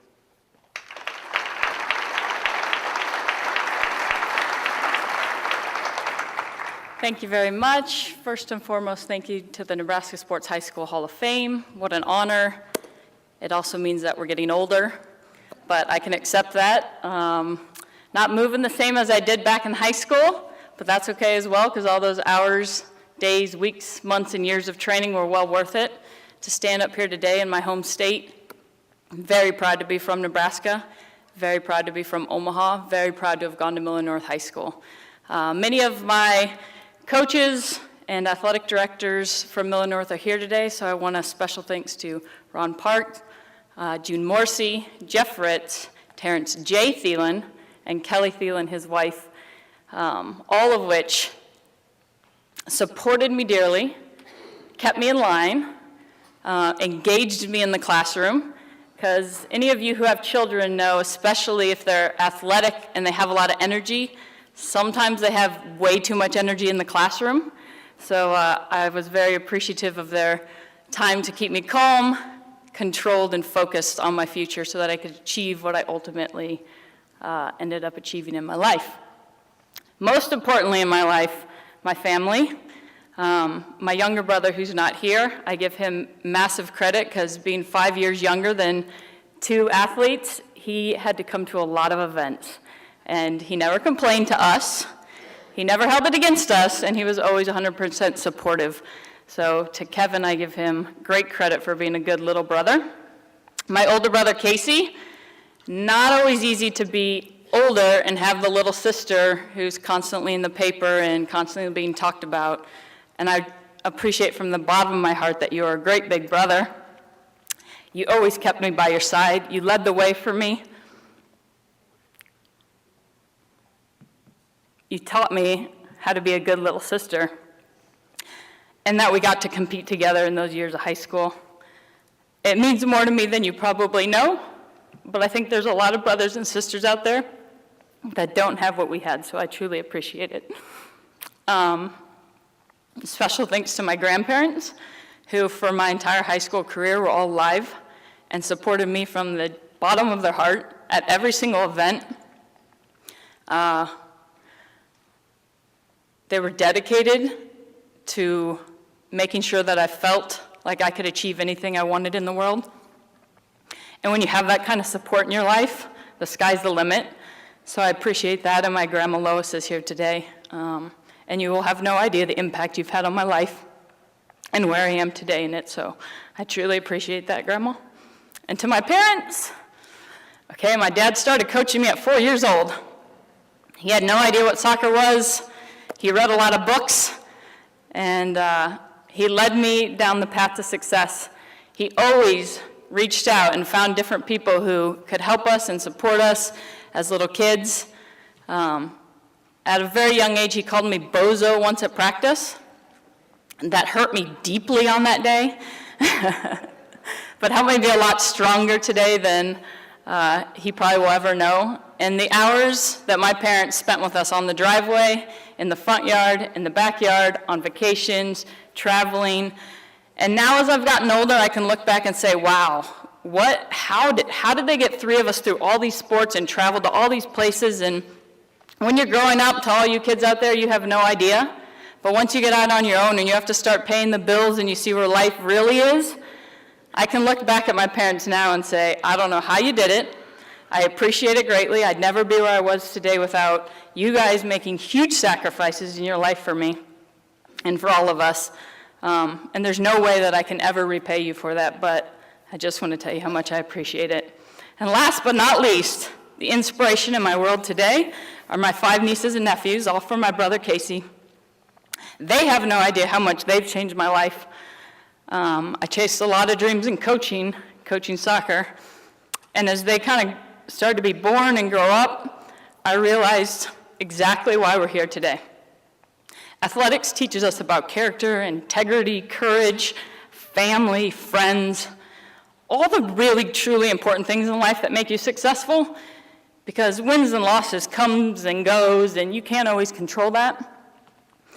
The things that I probably look back and feel most successful about in high school were TPing Mr. Thielen's yard.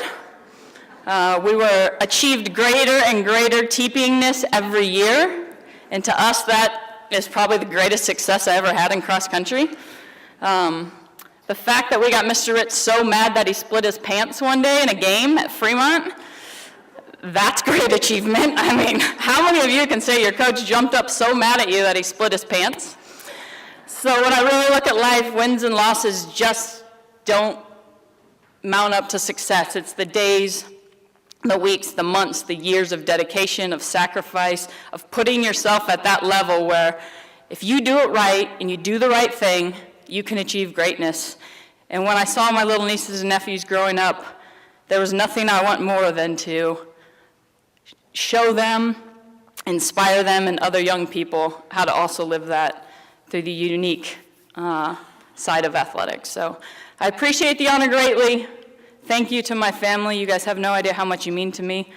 And congratulations to all the other inductees. It really is a great honor when we look back on our careers to where we ended up in our lives today. So thank you.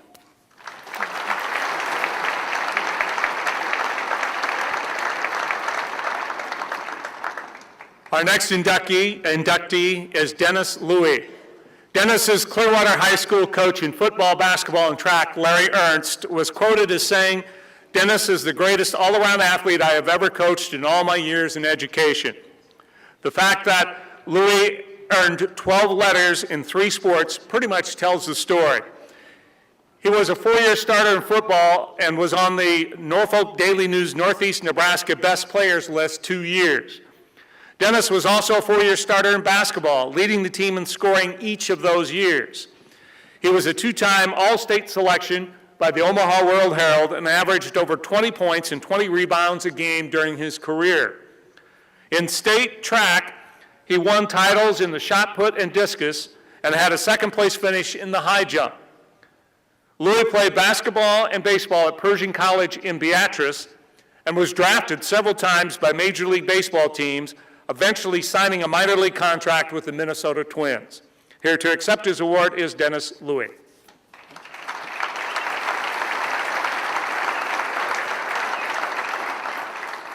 First of all, I'd like to thank the selection committee for this great honor. Also to my family and friends who came out to support me today, knowing how honored I am. Growing up in Clearwater, Nebraska, where everyone knew everyone, I was having the very pleasant and blessed life of 2 great parents. They have both passed away, but I know they're here in spirit. Being in small town Nebraska, blessed to have a great man as my one coach, junior high and high school. Leroy Ernst, would you please stand up and be recognized?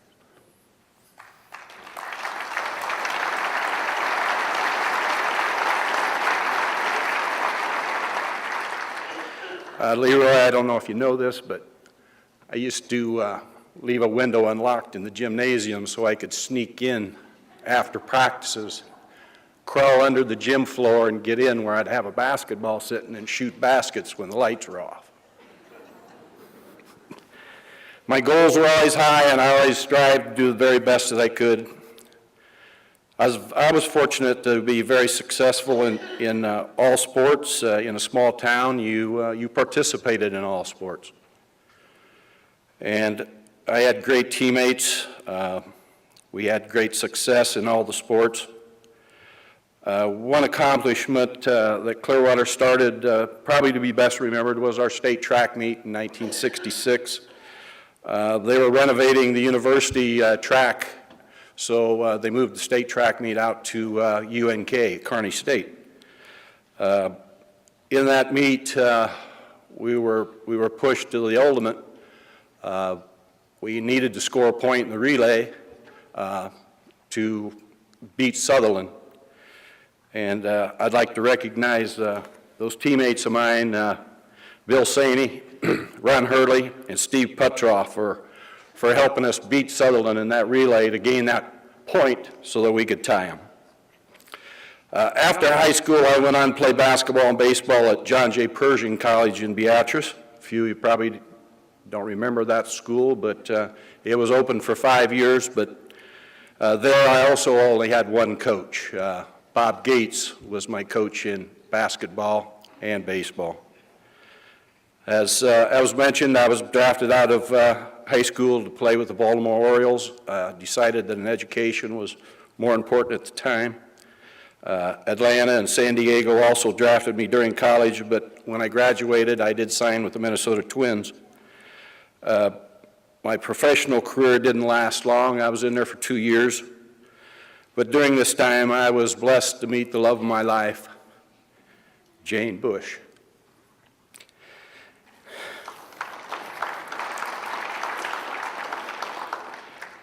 I'm not a well-known speaker, so bear with me on this, but in my family, my dad also played professional baseball. I had an Uncle Vern Hoshite that coached on 4 World Series championship teams. Jane's father, Jerry Bush, was an all-pro basketball player and former coach at Nebraska. And right now, my nephew, Fred Hoiberg, who played several professional years, is now the head basketball coach at Iowa State. So Nebraska, Iowa State, we've got to balance that out there a little bit. So, most importantly was the fact that I was able to be involved in my children's lives, instill in them that through sports they set goals, work as a team, hard work paid off. It's not always about winning. My daughter Carrie was able to set the scoring record at Palmer. My son Sam, blessed to make 82 three-pointers in a season, which is state ranked. And my son Mike took the family bragging rights when he outscored me by 1 point in the game with 56 points. Today, I enjoy watching all sports, but manage to keep a little time on the golf course, as well as my family knows and relatives. My wife and I have 9 grandchildren. Just happens to be enough for a baseball team. We're busy traveling and seeing them. We hope to be able to instill those same great values in them: goal setting, perseverance, hard work, determination, and teamwork. I'm so humbled to be up here receiving this award. Congratulations to all the other honorees. This is a great honor for me. Thank you very much.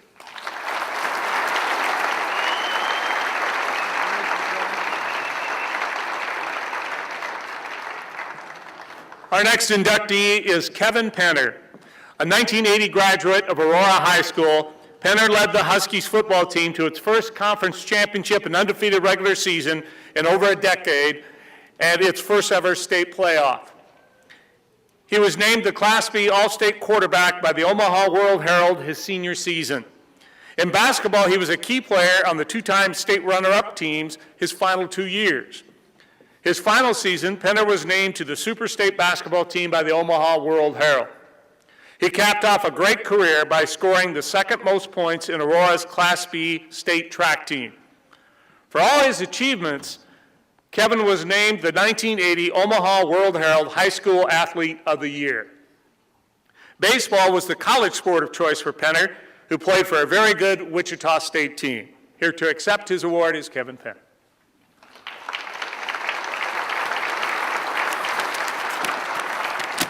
Thank you. What a fantastic day. This is awesome. Thank you to the organizers of the hall for all their hard work and preparation and considering me for this special honor. Thank you to my family and friends, especially my daughters, for coming out and supporting me. Congratulations to my fellow inductees. It's been a treat to meet some of you and to share this day with you. Aurora has a rich tradition of athletic excellence. I'm preceded into the hall by three legends, Tom Kropp, Sandra Obermeyer, and Tommy Haas. To be mentioned in the same context as these outstanding individuals is truly an honor. For those of you who have met them, you know that not only are they outstanding athletes, but they're truly wonderful people, humble to a fault. I hope I can follow in their footsteps where that's concerned. God blessed me with some talent, but without great instruction, I would not be standing here today. Some of those coaches are here. I did see Coach John Farron, my track coach. He's here somewhere. He was also a fantastic football coach. One of the most intense and focused men I've ever met, always on task, never let us settle for second best. And I'm going to go over my time here, but I have an apology that I've needed to make for 32 years to Coach Farron.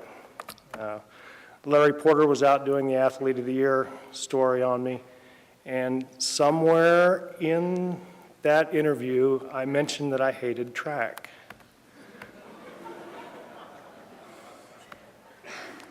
And not only did Larry Porter quote me, but hated track was a subhead in the story. So I'm not saying it wasn't true, I'm just saying I'm sorry, Coach.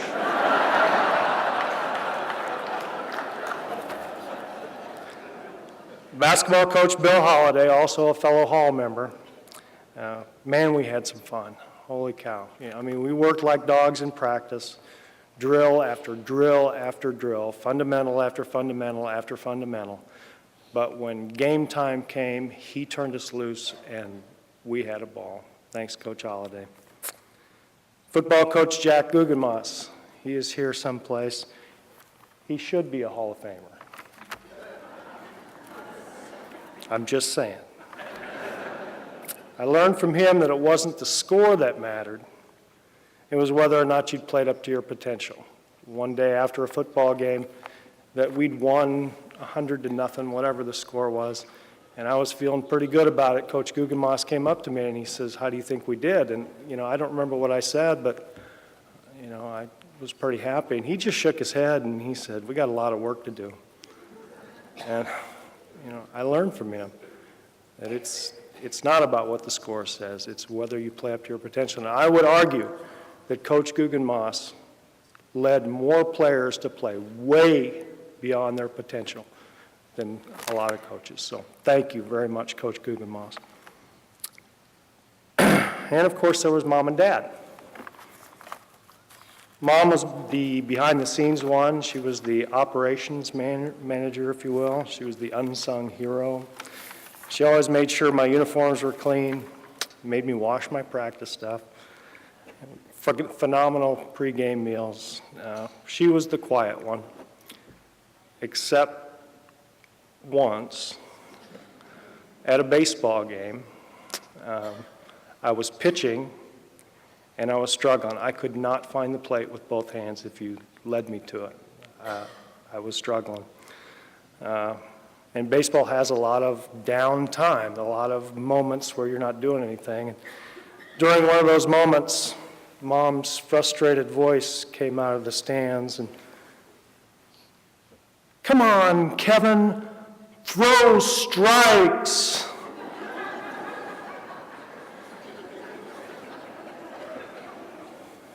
As if all I needed was a reminder.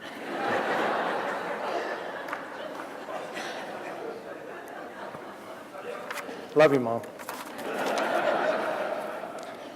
Dad, the coach, the man with the keys to the gym. I always had a ball in my hand, always had a hoop to shoot to. He made me go left. I knew how to pick and roll, and I knew why you picked and rolled before I knew how to multiply. Dad was a little bit more vocal than Mom, especially during basketball season. I can honestly say that during basketball games, I never heard him. I was a little bit busy. But after the game, somebody would come up to me in the locker room and say, "Kev, did you hear what your dad yelled at the ref?" And I would say, "No, thank you." Love you too, Dad. In closing, let me say that I've learned from those that I've mentioned to do a few things. Trust God, work hard, keep a good attitude, and never quit.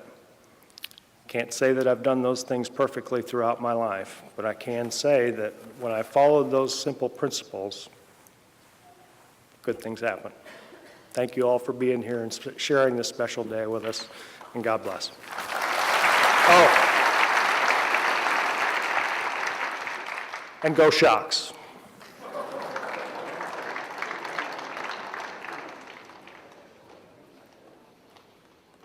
Our next honoree is Joe Salerno. Truly one of the greatest boys high school tennis players in Nebraska high school history, Salerno dominated the sport in the mid-'80s while attending Omaha Central High School. He won state singles titles in all 4 years, 1984, 85, 86, and 87. He was only the second Nebraska high school boy to achieve that feat, and among only a dozen boys in the nation to do so at that point in time. Also on his resume are wins against former Grand Slam tennis stars Jim Courier and Michael Chang when they were all playing on the juniors circuit. Salerno played collegiately at Tyler, Texas Junior College and at the University of Nebraska. Here to accept his award is Joe Salerno.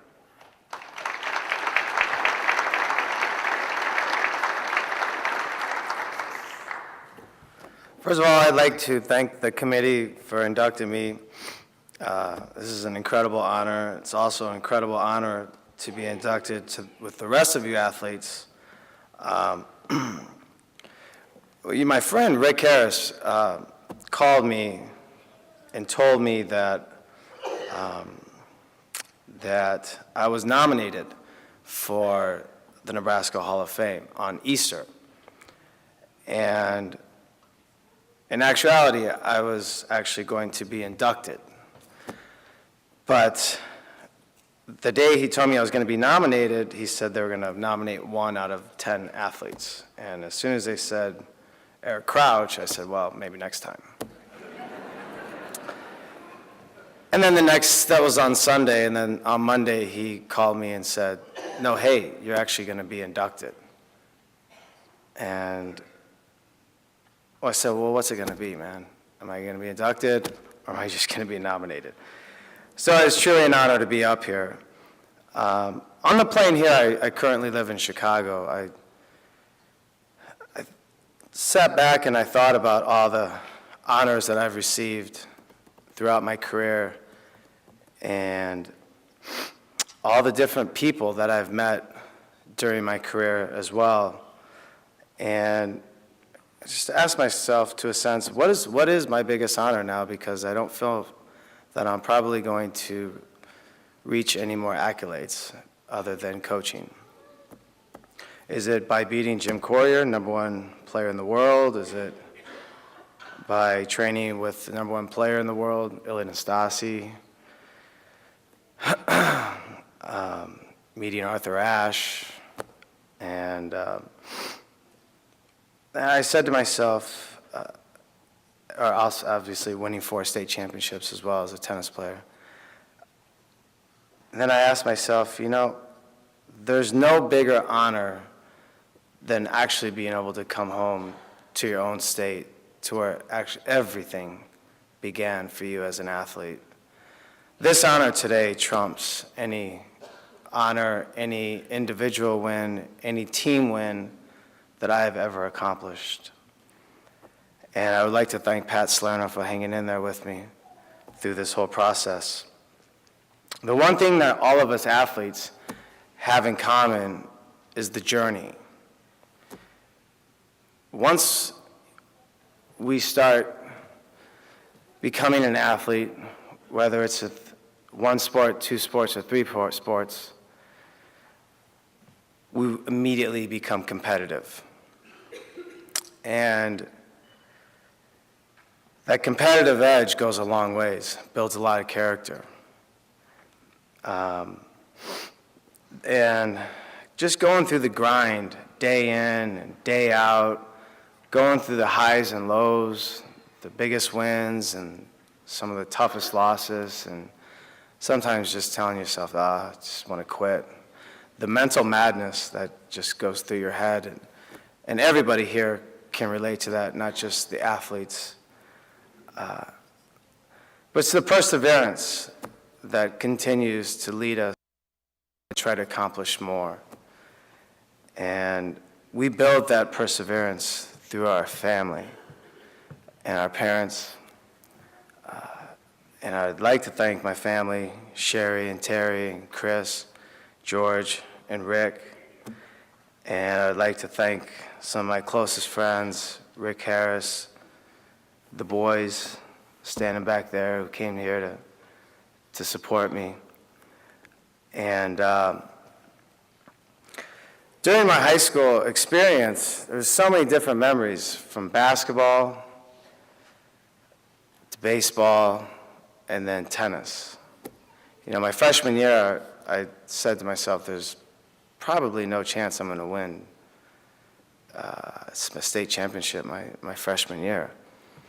But all of us know what it means to have the will and to have confidence and to have the mental stability, the mental stamina that overcomes your opponents. And you know when you're in battle. You know what they're feeling mentally on the other side. You know what you're feeling mentally on your side. And it truly comes down to the will. And that's what's taken me so far in athletics and in high school. I would like to obviously thank my mother and father, who both have passed and would do anything to be here, I know, today, but they're watching me, and I know they're watching me, and I know that they're incredibly proud of me, probably have the biggest smile on their face. And I owe a lot to them because they truly built more character into me than just sports. They guided me, they brought me up when I was down, they supported me, and they didn't push me. That's a key word, they didn't push me. And being surrounded so many different types of athletes, you see that a lot. And I feel very lucky that my parents gave me the honor to pick and choose what I wanted to do and if I wanted to quit or continue. Now, when I was in high school, there's probably one of the best, or known as one of the best tennis coaches in this day and age, Nick Bollettieri,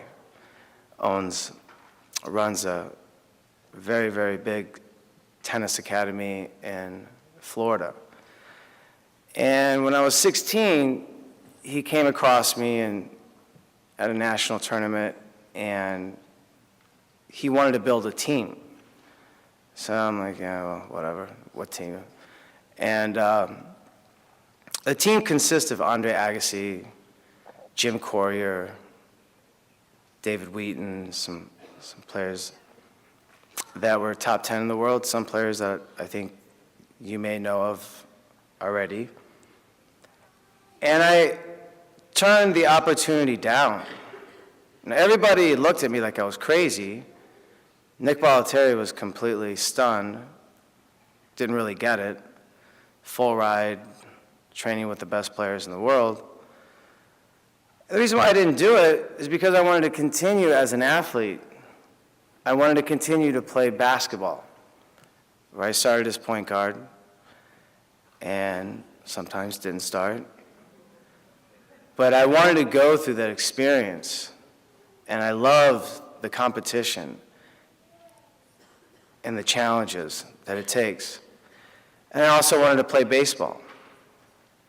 And obviously, I'm not probably a guy that you look at and think that I'm probably going to play college basketball. So it really didn't make sense for me to turn this scholarship down to go play with the best players in the world.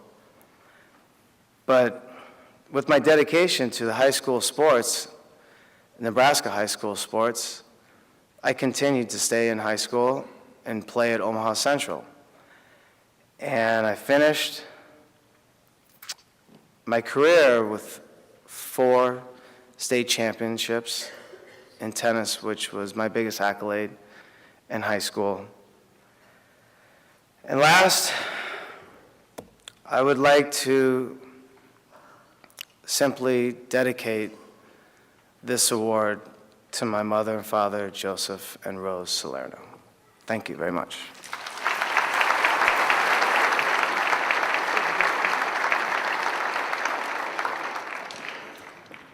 Our next honoree is Debbie Spickelmeyer Noble. Along with her sister Donna, whom we'll be honoring next, Debbie helped power Hayes Center atop Class D2 in volleyball, basketball, and track in the early 80s. She was a 4-year letter winner in all 3 sports. She was an all-conference and all-state performer in both volleyball and basketball, and a 15-time state meet medalist, including 2 all-class golds in track. Track is a sport she chose to pursue in college, starting out at Kearney State and then going on to Chadron State. She earned All-America honors at both schools. During her high school career, Hayes Center was a runner-up in and a semifinalist at the state high school volleyball tournament. They were also semifinalists and state champion in basketball and 2-time runners-up and 2-time state champions in track. Here to accept her award is Debbie Spickelmeyer Noble.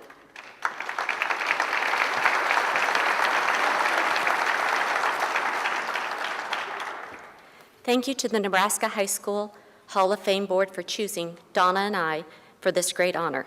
Thank you to Mark and Nancy Frex for getting our community, our coaches, teachers, and teammates together to nominate us for this outstanding honor. It is an honor to be among the 2012 inductees. I have been telling my students, not only have I had my picture by the Heisman Trophy, but I now have one with a true Heisman Trophy winner. Thank you, Eric Crouch. Southwest Nebraska is represented by some of the best this year. Steve Morgan, who mentored me in my first head coaching job for volleyball. Dale Schoenfish, who I worked with at the Great Plains basketball camp, and then also the 25th anniversary team of Cambridge. First of all, I need to thank God, who has blessed us with many talents. Our athletic talents have brought us here today. I want to thank our coaches, Gary Hastings, Marion Richards, Kate Repass, Clint Livingston, Marietta Adams, Jim Cole, Rick May, and Lana May. You coached in a very small town. You coached because you loved the sport. You coached because you cared about the athletes. You coached because you believed in each and every one of us. You knew our potential and found ways to push us beyond our own expectations. They say the greatest compliment is imitation. Coach Hastings, I found when I coached volleyball, I used all your sayings to inspire girls to find a way to win. In practice, you made us tough. You would stand on top of the bleachers and hit volleyballs at us as hard as you could. We were scared, but we stood our ground, doing everything we could to pass the ball to the target. That drill helped us conquer our fears, because if we could make the pass off your hits, no one could get a ball by us. Do you remember the game against Wheatland? It was at home. It went 3 sets. The game lasted over 2 hours. This has to be the first time that a football game started and the fans were still watching the volleyball game. We ended up beating Wheatland, which was a first for Hayes Center. Coach Livingston, you're an inspiration. Remember when we were freshmen and you came to watch our last volleyball game? After the game, a bunch of us girls went and sat by you. We were begging him to continue coaching. He had thought about not coaching because in a small town, a lot of people are farming or ranching. along with the coaching and teaching. And we continued to ask him, please, will you coach us? And he said, the only way I can do it is if we have practice at 6 a.m. And we looked at him and we said, we'll see you at 6 a.m. He tried very hard to make us regret that. For weeks, we could hardly walk up and down the stairs at our high school. We were so sore. All the running paid off because he wasn't blessed with a team with a lot of height, but we did have speed and endurance. The one thing we didn't have was a great understanding of the rules. Evidently, there are fouls, and there are dumb fouls. I tended to fall into the dumb foul category. Over time, he found a way to fix this.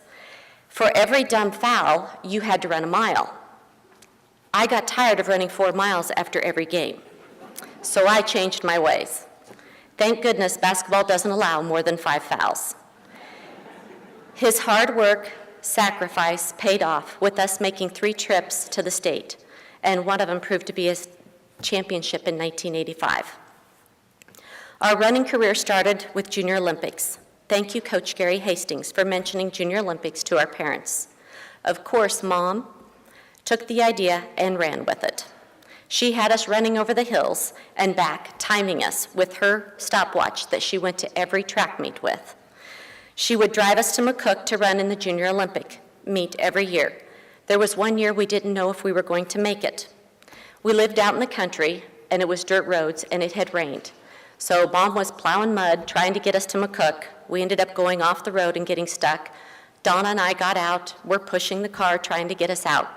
And the neighbor came by and ended up pulling us out. We get there just before the race starts, and I bet we were quite the sight running with mud all over our shoes. We still ended up going 1 and 2, muddy shoes and all. Most of you probably don't know that there were times we didn't go 1 and 2. We would be running in Junior Olympics in Columbus, and we would battle it out for last and second to last place. That is when we saw Carol Nunley run, and she inspired us to be better runners. We wanted to be as good as her, so we started training in the summer, so we wouldn't battle it out for last anymore. Thank you, Carol Nunley, for being our inspiration. Our freshman year, Coach Jim Cole had his hands full. He took 4 freshmen and a foreign exchange student to state. I will never forget running under the lights and hearing our school being announced as they brought us down the track for the 4x8. The next morning, telling our mom that we were going to win the 800 and beat Carleen Erickson. Of course, Mom smiled and said, "You can do anything you set your mind to." And to everyone's surprise, we did just that. Donna won in record time, and I took second. Running against Carleen our freshman year gave us another person to look up to and strive to be as good as. We met up with Carleen again at the National Junior Olympics that was in that summer here in Lincoln. The 3 of us had a great time together, and we really looked forward to going to state track again the following year to compete against one of the best, Carleen Erickson. Our junior year, we won the 4x8. I finally beat Donna in the 800 and set a new record. We watched together as the rest of the classes ran in the 800. And as they got to the Class A, we stood there together watching and realized that I got the all-around gold. But in my mind, we got the all-around gold. I tried my best to push Donna in the 1600 so she could earn one also. To my disappointment, that didn't happen. Our senior year was a dream come true. We won the 4x8 and just missed the all-around gold. The 800 was the greatest race of all time for me. The race went just as Rick May, Donna, and I had planned. We hit our 400 time, and as we were running the backstretch, you could hear the crowd cheering. We got to the 600, and we heard Coach May say, "You are right on." We came out of the turn and ran the final 100 neck and neck. I was fortunate to hold on for the win. The time was the second fastest time in the history of Nebraska. It was good enough also for an all-round gold. That was and always will be the greatest race of my life. Donna went on and won the 1600 in records and challenging us to this day. The track kids and other coaches know where to find me, on the backstretch at the 200, just like you. Kent May, thank you for being the best starter and making sure I ran the 1600 at regionals my freshman year. I was trying to use the excuse that I didn't feel well, and he just was lining everybody up, and he said, Spickelmeyer, get in your lane. I got in my lane. Our teammates, thank you for being the best teammates anyone could ask for. We have some great memories. Remember sitting in class counting bruises on our knees. I believe we got to more than 20 bruises, and we were proud of each and every one of them. Thank you to the community of Hayes Center. We always had the best fans and crowds at games. Hayes Center would turn into a ghost town when there was a state event. Thank you to those special people who live on in our memories. Joe Nitch, thank you for giving us the best cinder track to run on and always being there to time. I will never forget the first time I broke 60 seconds, and guess who was timing? Joe Nitch. The look on his face was priceless. Dick May, the greatest track fan anyone could ask for. Johnny Scott, who owned the grocery store in Hayes Center. He always had words of encouragement when we went up there to get snacks at lunch. Keith Burkett, the famous Hayes Center announcer. Junior Mulring, an outstanding volleyball ref and starter for track meets. My family. Thank you to our family and friends who have always been there for us. Jim and Ida for sharing this day. Roger and Pat, to the best in-laws anyone could ask for and sharing this day with me. Dad and Joyce for being here also. Dad, thank you for encouraging us to run. Remember when we would be irrigating and we'd say we can beat you to the house and you had to drive the pickup around and we cut across the cornfield? I will never forget the day that we were getting close to the house and we looked at each other and we said, I think we can win. And we took off and ran even harder. That was a great day. A special thank you to our mom, who lives on in our hearts. You were always there to encourage us to do our best in life, in school, and in athletics. You taught us we could do anything we set our mind to never give up, never ever give up. And if you get knocked down, you get right back up and go at it again. You were the wind beneath our wings. I hope I can inspire my kids just like you did me. Thank you to my husband, Scott, who made sure Kate got to Laramie yesterday for a band competition, and Danny got to volleyball in Sheridan and Gillette, and still made it here to support me. My kids, Cade, Danielle, and Carly, I want you to know winning isn't always determined by the scoreboard, but in how you play the game. You guys are winners, and you are leading by example. Yes, my teams, we got to go to state. We got the wins, and it was great. You guys go to a new high school that they threw into the largest class, and it is going to be rough for several years. You guys inspire me. Cade, every time you step on the football field, you battle other guys that are 50 to 100 pounds heavier than you. You give it everything you've got, every play. And now they are even double teaming you to stop you from getting to the quarterback. That is determination. Danny, going to weights and speed training all summer, the month of July being the only girl there, and going with the guys. That is called dedication. Carly, going to swimming practice at 6 a.m., then going to school, then going to practice, and only being in the 7th grade last year, that is discipline. I am so proud of all three of my children. I hope I can be to you what my mom was to me. Most of the younger kids have a saying, it's called YOLO. You only live once. That's right, you only live once. For an athlete, it is go to school, go to practice, eat, do your homework, go to bed, and then repeat it the next day. You do only live once, and you need to make the most of it. And I wouldn't trade the way I grew up for anything, because I did just that. You would think that at 45, my sister and I wouldn't be that competitive. Well, on the way here, we met up in North Platte, and we're driving together. Donna ended up boxing me in, passing me. So I returned the favor with less than an hour to go, and I beat her to the hotel. Of course, she will say, I didn't know we were racing. Let's see, we still compete at everything we do. Well, I called you first. I got to the farm first. We wonder where our kids get their competitiveness. Thank you, Donna, for being my fiercest competitor, my encourager, my inspiration, my best friend. I always wanted to be as good as you were at running. Because of you, I am who I am today. Thank you again for this outstanding honor. And in closing, my husband always says, be proud of who you are and where you're from. And I definitely am. Thank you.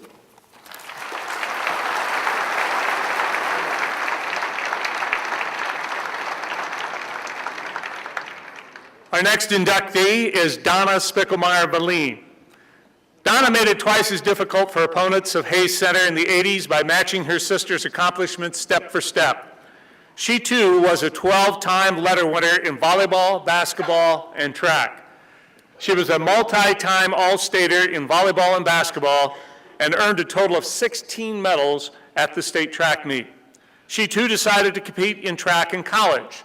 She had a brilliant career at Kearney State, receiving multiple All-American honors and set numerous records. Here to receive her award is Donna Spickelmeyer-Valine.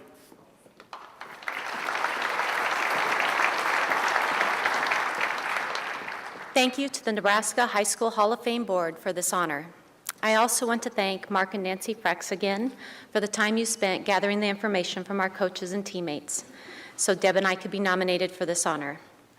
I am truly honored to be receiving this award, and I am humbled to be in the company of this year's inductees and those that have been recognized in years past. Although there is not enough time to thank every person who has and continues to inspire me, I would like to acknowledge my coaches, teammates, family, and the Hayes Center community. I stand here this afternoon to graciously accept this honor. However, my accomplishments are the result of many talents by some very special people. To me personally, this award represents the spirit and dedication of the individuals that have influenced and encouraged me to do my very best on and off the athletic field. I could never have accomplished what I did in athletics without them. This award truly honors and dignifies their influence on me as an athlete and, more importantly, as an individual. My coaches recognized the potential in all of us and nurtured that potential with patience and expertise. You taught us the strategy of the sport and provided us with the training to be a competitor. You looked out for our needs and taught us dedication and that nothing comes easily. You inspired us to love volleyball, basketball, and track and field. I would like to start off by thanking my volleyball coaches, Gary Hastings, Kate Repass, and Marion Richards. Coach Gary Hastings inspired fierce determination and toughness in all of us. He taught us to go after everything and to never give up. That is what inspired us to come from behind in the conference championship game our senior year against Juanita. We were down 1-14 in the third match. But we managed to come back and keep our undefeated streak alive. We went into the state tournament in 1984 undefeated and ranked number 1. To our disappointment, we lost in the championship game. We recognized that our goal to make it to the finals was a goal too short. We were Class D2 volleyball state runner-up in 1984, but we were not going to make that mistake in basketball. Coach Livingston and Coach Marietta Adams were our basketball coaches. Your ability to take our team and evaluate our strengths and weaknesses and design a game plan that capitalizes on our strengths provided us with 3 trips to the state basketball tournament and the ultimate reward, a state championship in 1985. Coach Livingston knew he was at a huge disadvantage in height. I was the center at 5'7". Well, that was my basketball height. I'm really 5'5.5". We made up for our height disadvantage in quickness, aggressiveness, and endurance. 4 of the 5 of us were distance runners. And if a team can't get the ball down the court to the tall girl, then she can't score in the paint. Then if they made the shot, it was a race to the other end. And if we could score before they got down there, she couldn't block the shot. So it was a fast-paced, aggressive game, and I love that style of basketball. I find myself today telling my kids, Tyler and Kayla, if you don't have at least 3 fouls in a game, then you aren't hustling enough. If you foul the shooter, you better make sure they don't make the shot. And finally, you can out-rebound someone taller than you. 90% of getting the rebound is getting in there and getting position. So get in and box out. Isn't that right? Thank you. Coach Rick May, Lana May, Jim Cole, and our track coaches. Thank you for your patience, encouragement, and commitment in helping us become elite runners. You came up with creative ways for Deb and I to be continually challenged in practice. We would run with the boys, or they would give a group of runners a few seconds head start. But if we didn't catch them, that didn't count for an interval. Thank you for teaching us the strategy of racing and helping us to achieve our goals, for your wisdom and expertise in seeing our potential that was beyond what we could see in ourselves at times. To this day, I get a sense of freedom when I lace up my running shoes and go for a run. Thank you for always being on the backstretch, Coach May, yelling words of encouragement when doubt would start to creep in our minds. I will always remember running by the 600 mark during the 800 meters and hearing your voice tell us that we were right on pace. We came away with a state runner-up in 1982 with 4 freshmen and an exchange student making the trip, another state runner-up in 1983, and then 2 state championships in 1984 and 1985. In fact, we almost captured the all-class trophy in 1985 at the state meet with only 4 girls, but we missed it by 1 point. I would like to thank my teammates. What I have learned over 25 years is what we had was very special. To find 5 to 7 girls committed and dedicated to one common goal is a huge challenge. But when you only have a pool of 20 girls in your school, then it becomes an even bigger challenge. We figured out how to be a united team every time we stepped on the court. We encouraged each other when we struggled, and we celebrated our successes because we knew that each and every one of us was a vital part of that success. In 1984 and 85, our senior year, we lost only 2 games, one in volleyball and one in basketball. Thank you to the greatest teammates a person could ask for. There was a slogan several years ago meant to inspire young people and sell basketball shoes. I want to be like Mike. It referred to Michael Jordan and his success. Well, we wanted to be like Carol Nunley and Carleen Erickson. They are the ones that inspired us in our running career. We watched Carol Nunley run at Junior Olympic meets in McCook, Nebraska, where she held all the records. And we were fascinated by her success, but we started to calculate what would it take to beat her records. She was also humble and gracious with her success. Carleen Erickson was another idol of ours. We admired and respected her. She held all the records at the state track meet and was a fierce competitor. I loved competing with Carleen. I knew win or lose, if I was racing against Carleen, I was going to have a great time for that race. Thank you for paving the way and setting the bar high for the runners that came up the ranks after you. Many athletes will tell you that their greatest competitor stares back at them in the mirror each morning. But my greatest competitor stared back at me from across the breakfast table each morning, my twin sister, Deb. Deb provided me with determination, strength of mind, and sisterly friendship that inspired me to victories and renewed my determination with words of encouragement when I went through defeats, like our junior year, when she beat me in the 800 meter, took my record, and captured the all-class gold. Her talents were my inspiration. I remember waiting along the fence with Deb after that 800 and watching each of the races go by. And after the Class A champion crossed the finish line, we celebrated because we knew Deb had just captured the all-class gold. I knew then that I could win one too, and I wanted to win one in the mile. But my favorite race of all time is the same one Deb talked about. It was our senior year in the 800 meters. And of course, the race started out as it usually does, and I lead for the first 400. But she passed me that time right at the 400 mark. And we battled down the backstretch, and we would go back and forth. They didn't know who was in the lead. And we could hear the crowd cheering. And the announcer said, "Bring them home, they're on record pace." Well, I made a tactical error that day and ran on the outside of the last curve and didn't have enough to hang on. So she got the record, and she got the all-class gold, and we ran 2:13. But that race put me in the right mindset for the mile, my fourth event and final event of my high school career. And I was going after my goal. I wanted to break the 5-minute mile and capture an all-class gold for myself. And I did just that. I ran 4:58. That record stood at the Nebraska State Track Meet for 25 years. Thank you, Deb. You are my best friend, one of my fiercest competitors, and you enthuse me with words of encouragement and healthy competition. Discipline and hard work are the bridge between goals and accomplishments, and my dad taught this to me every day with his work as a farmer. A farmer's work is never done, and there are no weekends off in farming.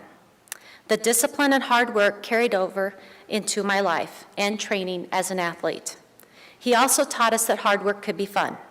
We would race to open and close the gates on the irrigation pipe. We would race to pull all the pipe apart at the end of the season. But the biggest test of our running came when moving cattle. Deb and I were running, and we had to keep the cattle out of the fields, open fields between our place and the pasture we were moving them to. That pasture happened to be 5 miles away. My dad taught us to not be squeamish or timid, but instilled determination in us. Thanks, Dad. As Deb said, Mom was our first track coach, but she also provided the most important quality to our success. She was a pillar of strength and virtue. She modeled dignity and courage through her daily routine, and we were fortunate enough to observe these wonderful qualities. Her courage taught us and motivated, and thoughtful advice has proven many times to give us strength to endure challenges on and off the field of athletic competition. She taught us to embrace life and its challenges. She taught us to see life through the windshield and not through the rearview mirror. It is hard to believe that she has been gone for over 20 years. She would have been so proud of us today. With our focus on the windshield, I would like to acknowledge Jim and Ida McBride. Thank you for allowing our dad, Russ Spickelmeyer, to adopt us when we were 8.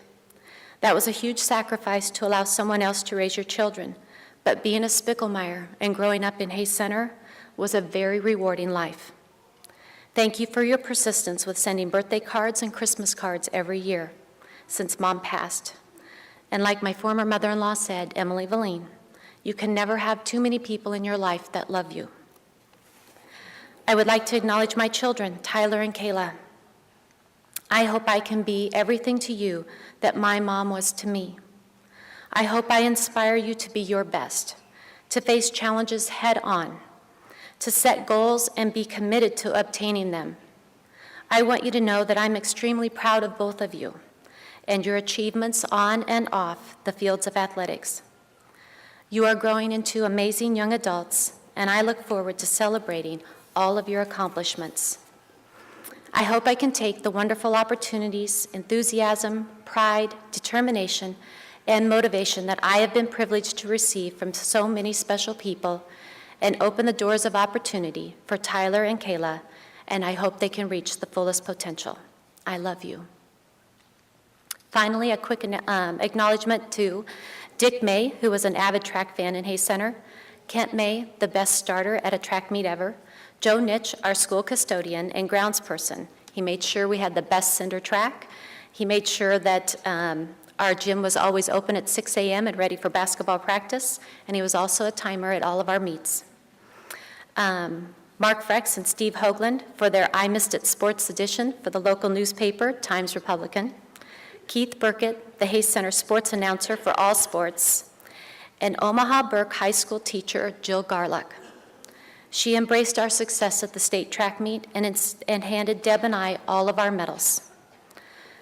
Also, If you've ever witnessed a state track meet other than Nebraska's, you would realize how special Nebraska is with their state track meet.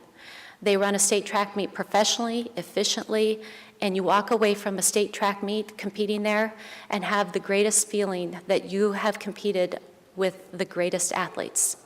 So I'd like to thank the state track meet for what they do. I would like to take a second to congratulate Coach Morgan. He hired me to be his 7th grade coach my first year of teaching, and I had 36 amazing young ladies to work with. Congratulations to Coach Schoenfish. It was an honor to work with you at the Great Plains basketball camps for all those years. And on behalf of Hayes Center, my teachers, coaches, teammates, and competitors, and my family, I am truly honored to accept this award. Thank you. The Nebraska Football Hall of Fame.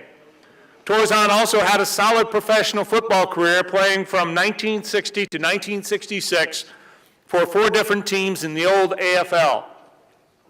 In addition to his 6-man football contributions at Platte Center High School, Torzan was also a standout in basketball and track. One feat of note, he once had a 46 consecutive free throw streak.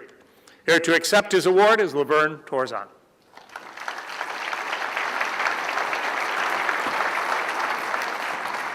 Thank you very much. First of all, I'd like to thank the Nebraska High School Football Sports Hall of Fame for receiving this award. And I'd like to thank my wife, my daughters, my brothers, and the rest of my family for being here today. 63 years ago, I was a freshman in Platte Center High School. I never played any organized sports before I went to high school. I was born and raised on a farm. So I went out for freshman football.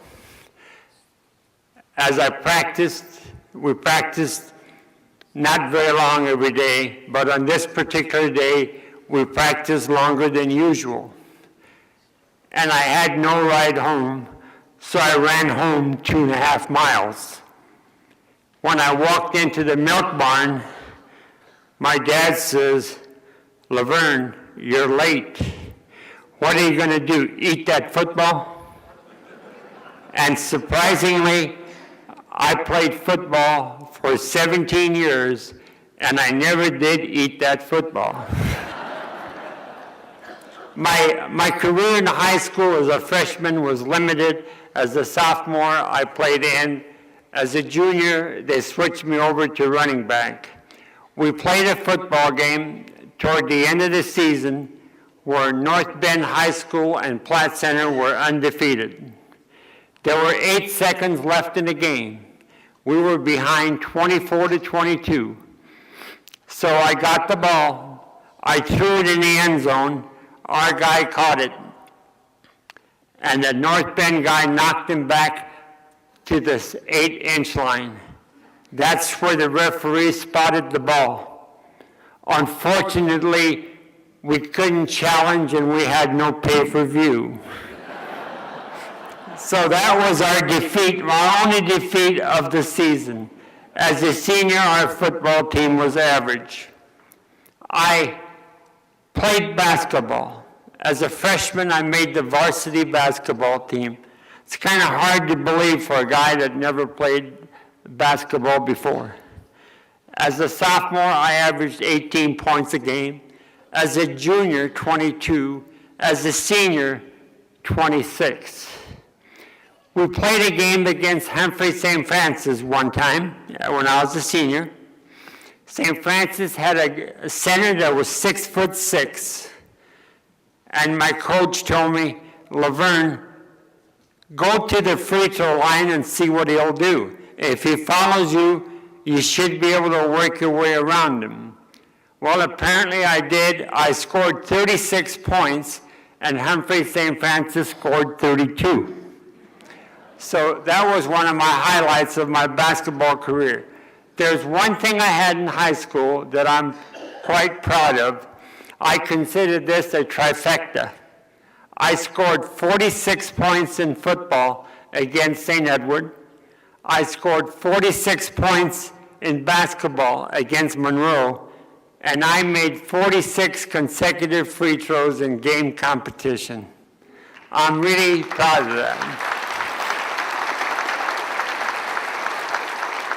So what was I going to do after high school?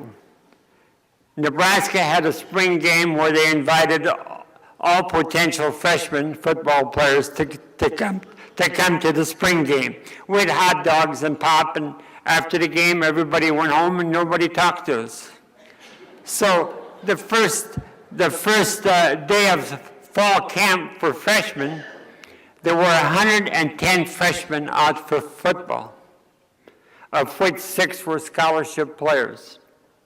The coaches went down the line, they talked to every player, they finally get to me and they say, "Who are you?" I says, "I'm Laverne Torzen, I'm from Platte Center, and I played 6-man football." "Well, what are you doing here?" And I says, "I'm here because I want to play football." Well, he says, "What position did you play?" I said, "Running back." He said, "Running back? Forget it. You're one of the biggest guys along this line. You're going to play in a line." Well, in a line I played, and apparently he was right because I played there for a long time after that. Well, anyway, in my first game as a sophomore against Iowa State, I finally got to play. I rushed the passer, knocked the ball out of his hands, picked it up in the air, and ran for a touchdown. So that was something that really happened that was good. 1955 and 56, I made All Big 7. I received the Tom Novak Award. I was inducted into the Nebraska Football Hall of Fame later on. And my pro football career started in Buffalo. I played there for about 2 2/3 of the season when Lou Saban decided, "I better trade you. You're not helping us." But unfortunately, he never even talked to me when he traded me. So in 1963, the Titans became the Jets, and I played under Weeb Eubank. And in 1965, I played with Joe Namath. I was picked up in the expansion draft in '66, and I played with Bob Greasy. So I played with a lot of stars in my later years. My football career ended in 1966, and all I can say is one thing about sports. There's one thing that you should always get as a player in sports is a competitive spirit. This competitive spirit not only helps you in the sport that you play, but it helps you in life after the sport that you have completed. So I really can't complain about that. And what else helps you in sport? Where did I learn to shoot that basketball? On the hayloft on the barn. I practiced at night after practice. I made sure I made 100 free throws out of 100. That's how I became a good shooter. So what does this all mean? Practice makes perfect. And that's part of sports. In closing, I wonder how many of you watched last night's football game. It's too bad that the 1936 Grand Island defensive team couldn't play last night.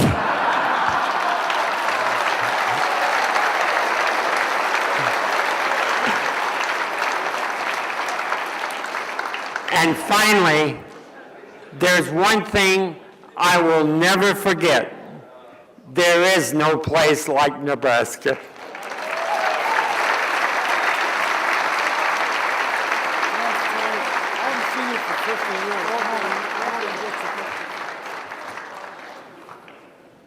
I understand that Laverne will be making an appearance at the watering hole all this week. Before I get to the anniversary teams, I just want to let you all know that today's event is being recorded, and if you would like a copy, just contact the Nebraska High School Hall of Fame. And if you're not sure how to do that, Google it. If you're not sure how to Google it, ask your grandkids. Annually, the Nebraska High School Sports Hall of Fame honors a silver anniversary team or teams to honor achievements by a high school team 25 years ago. This year, we honor silver anniversary teams from 2 high schools who competed in the 1985-86 high school seasons. Our first team being recognized is Atkinson West Holt boys basketball team. The discussion will always be out there. Could have Atkinson West Holt have competed with the top teams in Class B and Class A? The 1988 Class C state champs dominated the field that season with a 24-0 record, led by All-Staters Bruce Chubbuck and Chris Peacock. We will never know the answer to that question for sure, but the speculation will have to suffice for now.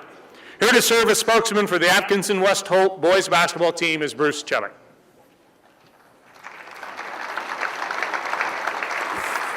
Thank you. You actually get a little bit of a tag team because both of us are going to speak really briefly. Thank you to the association for the recognition for the team. It's very much appreciated. When I got the notification from Pat that they were honoring this team, I was like, the math has to be wrong. There's no way it's been 25 years. That's impossible. And one thing that I did make sure of, my present players at Omaha South, I made sure that they didn't find out that a team I coached 25 years ago was being honored, because they already think I'm older than dirt, and that would have definitely confirmed their thought that I was getting up there pretty old. I'm going to introduce the players that are here. You know, just like everything else, our kids are scattered all over the country. Kids tend to do that as they grow up and move away.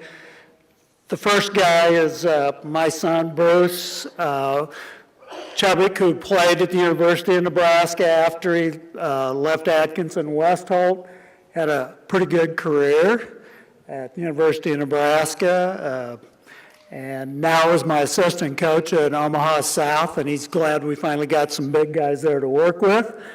The guy in the middle is Joel Heller, who started on that basketball team, was a very important part of the team, a fierce competitor, and we sure wish we had had him the next year.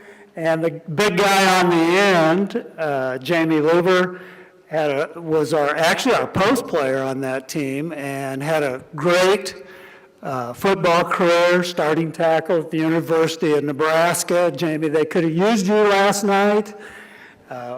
What happened to the tackling? You should have, you definitely could have given some pointers, but it was a great team, and I can answer the question. This is be my 42nd year coaching. I've been fortunate and blessed to coach from the Sandhills of Atkinson to the cornfields of Iowa, and now I'm back to the inner city of Omaha, where I actually started out. I can tell you this, good players are good players, be it inner city, Sandhills, cornfields, and great teams are great teams. It doesn't matter where they come from. And I can tell you that that was a great basketball team. I've had some really good ones since then. That team would have competed with any team that I've coached since. When we went to the bench, it might have been a little bit tough, because the big schools, you have great athletes and you have a whole bunch of them, which makes it a little bit different. Last thing I'm going to say, the 24-0 was great, but I think it takes a lot of years to find out if you've really succeeded with kids, if we've hit a home run as teachers, educators, coaches. What I look at with these, what kind of men did they turn out to be? What kind of fathers? What kind of husbands? And I think mission accomplished. I think it worked out pretty good. A good group of kids, and what they did was fantastic. And I'm going to turn it over to my assistant coach.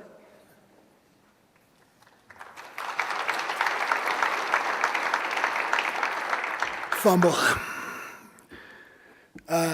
I don't really have a whole lot to add to that, except my wife said before I came up here that we needed to say something funny to keep the people interested. So I'm going to tell you a funny story about that team. Obviously, it was a good run the whole season long, but when we got to the state tournament, we had a difficult game in the state championship, and were ahead by 17, 18 points at one point, and the other team came back and cut the game down to just a few points. And I think it was 6, 7, 8 points at the time, and we get a technical foul called. So my dad looks at Jamie, who was the captain, and says, "Jamie, get over here. What's the technical about?" He says, "I don't know." So he grabs me. He says, "What's the technical for?" I said, "I don't know. They said it was on Peacock." Chris Peacock, my teammate, who's not here, had bounced the ball off of the guy's head from the other team. And my dad said, "What were you thinking?" He said, "Well, I didn't mean to let it go. It just slipped." So that's my funny story. Other than that, there are two guys here, superintendent who was really vested in the team, and Pat Miller, who is the assistant coach.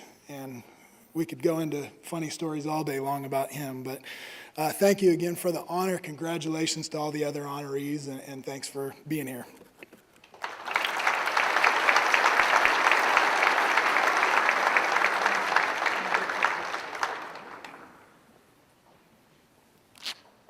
Our next silver anniversary team is the Cambridge football teams of 1987-88. Considered one of the top football teams of all time in Class C2, the Trojans had a perfect 13-0 season in 1987. They capped off the year with a dominating performance over previously unbeaten Norfolk Catholic in the C2 championship game, 30-0. Here to accept the award for the Cambridge football team is the head coach of the team, Bob Fuller.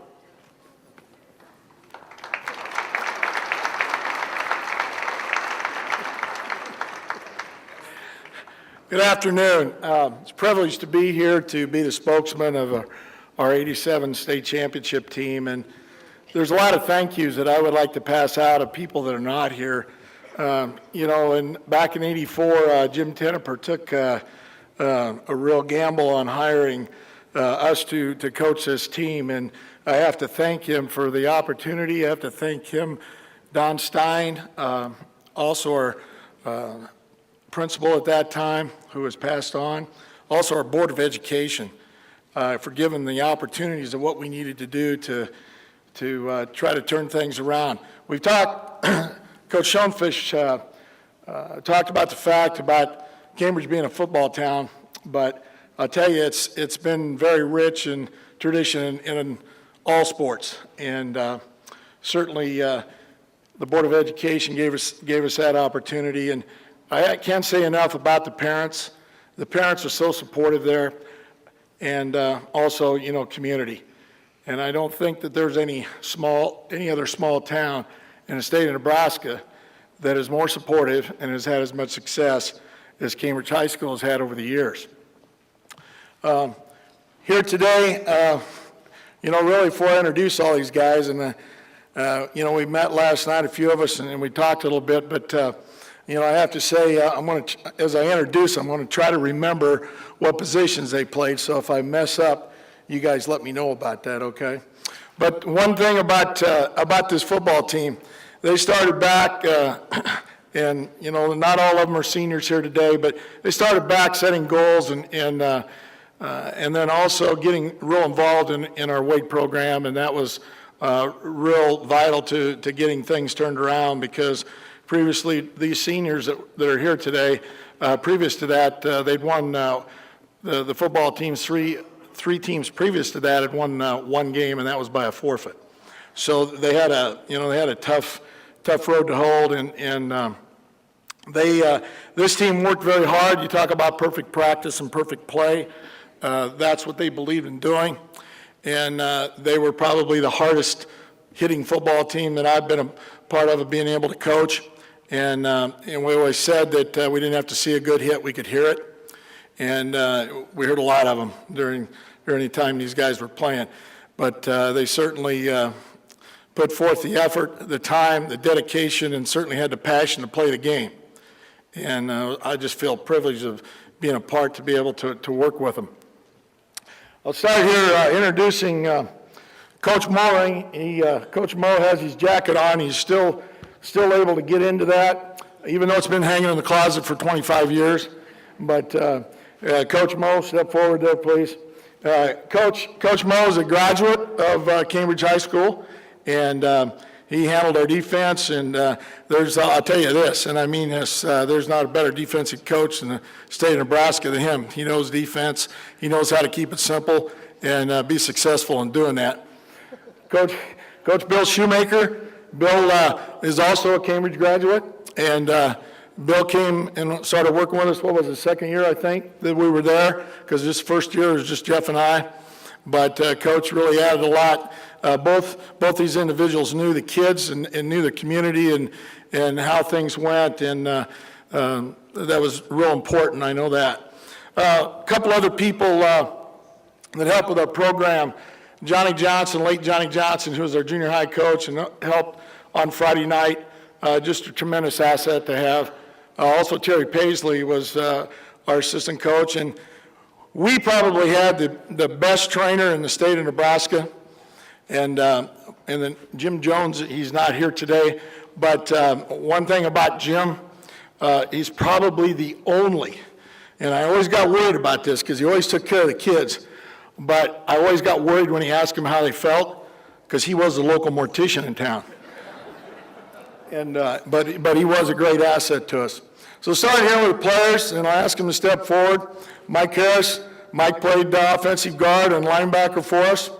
Shannon Brodden. Shannon played offensive tackle and defensive tackle for us.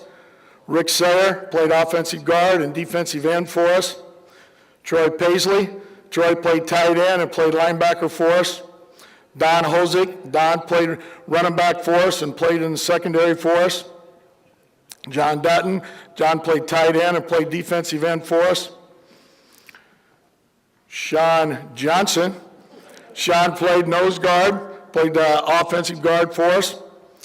Then we got Jim Shoemaker. Jim played quarterback and played in the secondary for us.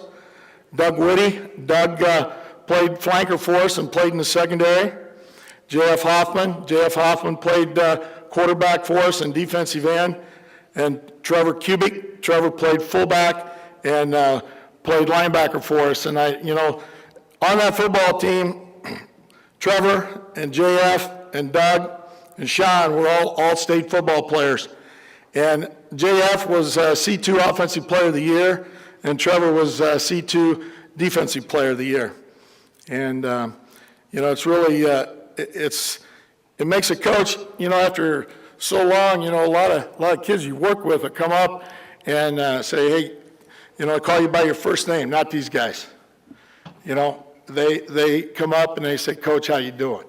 That means more to a coach than words can express. And so I feel an extreme honor to work with everybody here, and I congratulating them on being the 25th Silver Anniversary team. I want to also thank the Nebraska Sports Hall of Fame for choosing them and voting on them, and congratulations to all other inductees today. Thank you very much.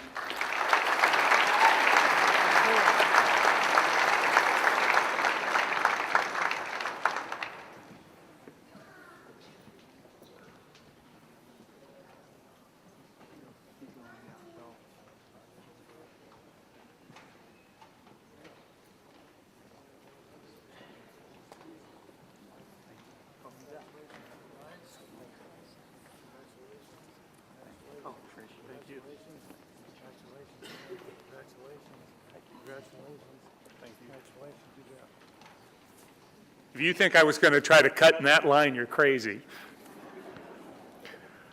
Well, each year at these ceremonies, the Nebraska High School Sports Hall of Fame honors a golden anniversary team or teams to make sure a significant achievement by these teams 50 years ago is not forgotten. This year, we're honoring two such teams from the 1960-61 school year. Our first team being recognized is the North Platte football team of 1962-63. Previous to the 1961 team, North Platte had won a total of 11 games in 5 years. But in Coach George Crump Redding's first year, the Bulldogs picked up a Big Ten Conference championship. Then came the magical season in 1962, when North Platte became the undisputed Class A state champions with a perfect 9-0 record. Here to serve as spokesman for the North Platte football team is team member Larry Waholtz.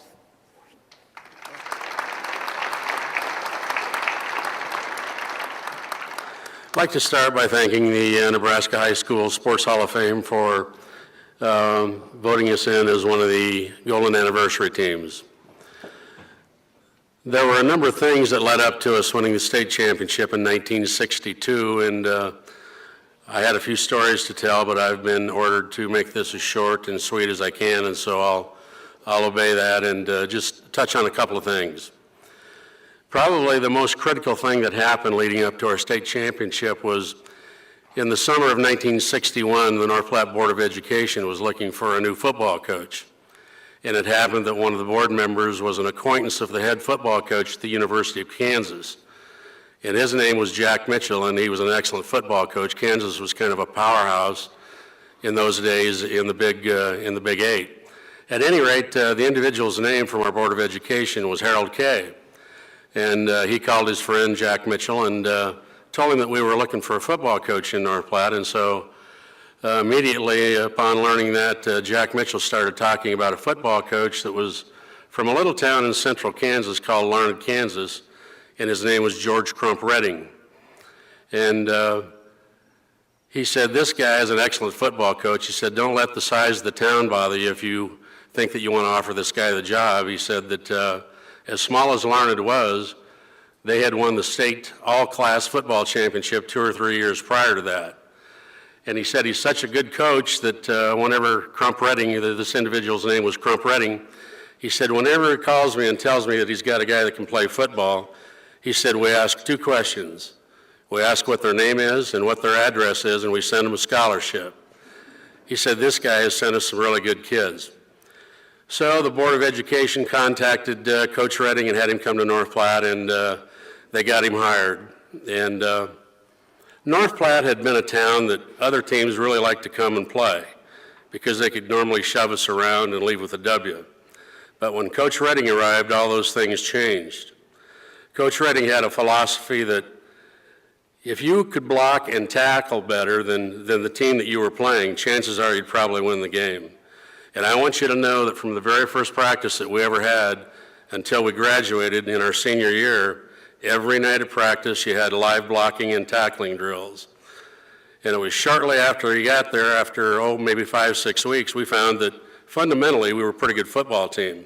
And we started to win some football games. And as was mentioned earlier, in Coach Redding's first year, we won the conference championship, which hadn't been done in many years in North Platte. And in Coach Redding's second year, we won the state championship. And I know that there's probably some of you sitting out here today that are thinking, well, you know, maybe they won the state championship, but there was no playoff system in effect in those years, and that's true, there was not. It was kind of up to the newspapers to choose a state champion in all the classes, but all the newspapers in the state pretty well named North Platte the state champion. But to be honest with you, I really don't think it would have made any difference who we played or where we played. And that may sound a little bit self-centered, but I want you to know that off of this team, there were 5 individuals who went on to play Division I football. And I'd like to introduce those people to you here. I'd like to recognize them. First one would be Jim McFarland. Jim, take a step forward there. Jim played 2 years at Nebraska, started at an end position, went on to play professionally for the St. Louis Cardinals and the Miami Dolphins. The next one would be Bob Roberts, who isn't with us. Bob died in a car accident several years ago, but Bob was probably the meanest and toughest individual I ever played with or against. Bob went on to Southern Illinois, where he became captain of their football team his senior year. And the next individual is Pete Tapman. Pete's not with us today. Pete's vacationing in Europe right now. But Pete was an all-state fullback who was highly recruited by everybody. Went to Nebraska and played 2 years, started 2 years there. And Pete is still recognized as being one of the best blocking backs to ever play for Bob Devaney. Pete went on to play professionally for the Minnesota Vikings and the Detroit Lions. As for myself, I was an all-state quarterback. Started 3 years as a defensive back at Nebraska, 2-time All-America. And the next individual, the last individual, is a guy by the name of Bob Thomas. Bob's got quite a resume. Bob, take a step forward there. Bob was an all-state receiver on our football team, went to the Air Force Academy where he played football and track. Upon graduating from the academy and giving his time back to the military, Bob entered the business world where he eventually became president and CEO of Nissan Corporation in North America. Bob is retired now, and he recently wrote a book that chronicles the life of Coach Crump Redding in our championship football season. So for those of you that like to read, when you get home tonight, open your Kindle up or turn your PC on and go to Amazon.com and order yourself a copy. It's a great read. Just a couple more things here. I would like to recognize some individuals that have come today. My wife, Vicki, and her good friend, Jane Alborg, that lives here in Lincoln. I'd like to recognize Jim Kirkman and his friend, Carolyn Gilster. Jim come all the way from Virginia to be here this weekend.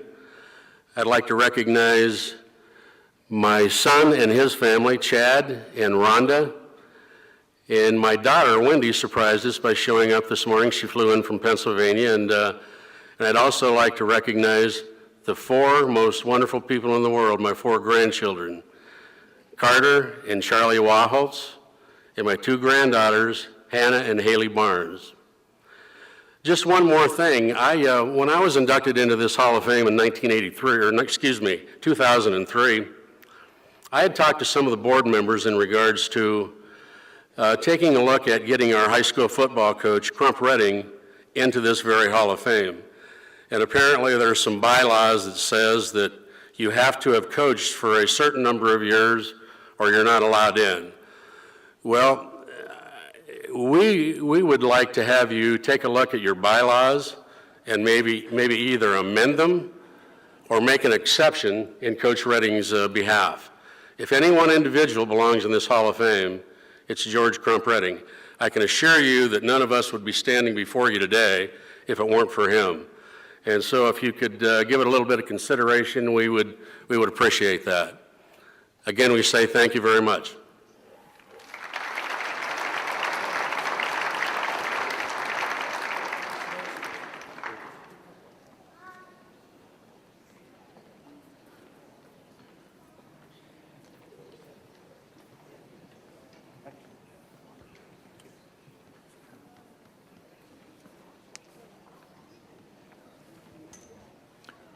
Well, our next golden anniversary team being honored today is the Omaha Tech boys basketball team.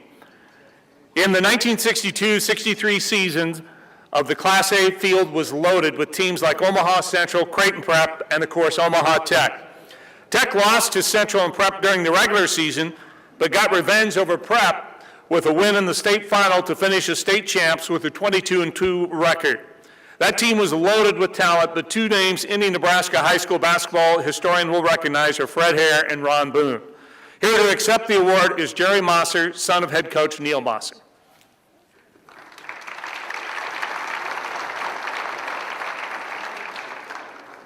I guess the first thing I should say is to be politically correct, I should say, I'm Jerry Mosser and I approve this message.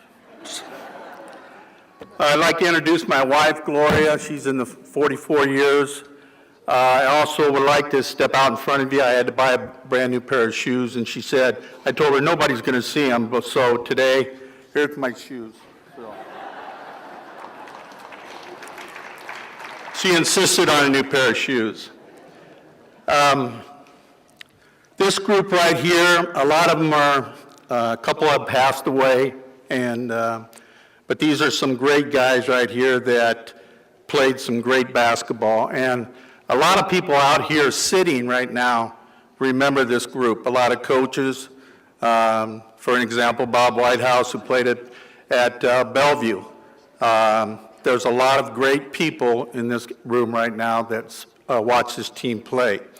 My dad was a Marine, very tough, demanding. He expected excellence, and he told everybody, we had 2 All-Americans, Freddie Hare and Joe Williams, and he said, you know, Freddie and Joe can get 20, 25 points a game, that'll give us 50. But without this other group here, we'll never win. And he said, each one of these people out here contribute to our program.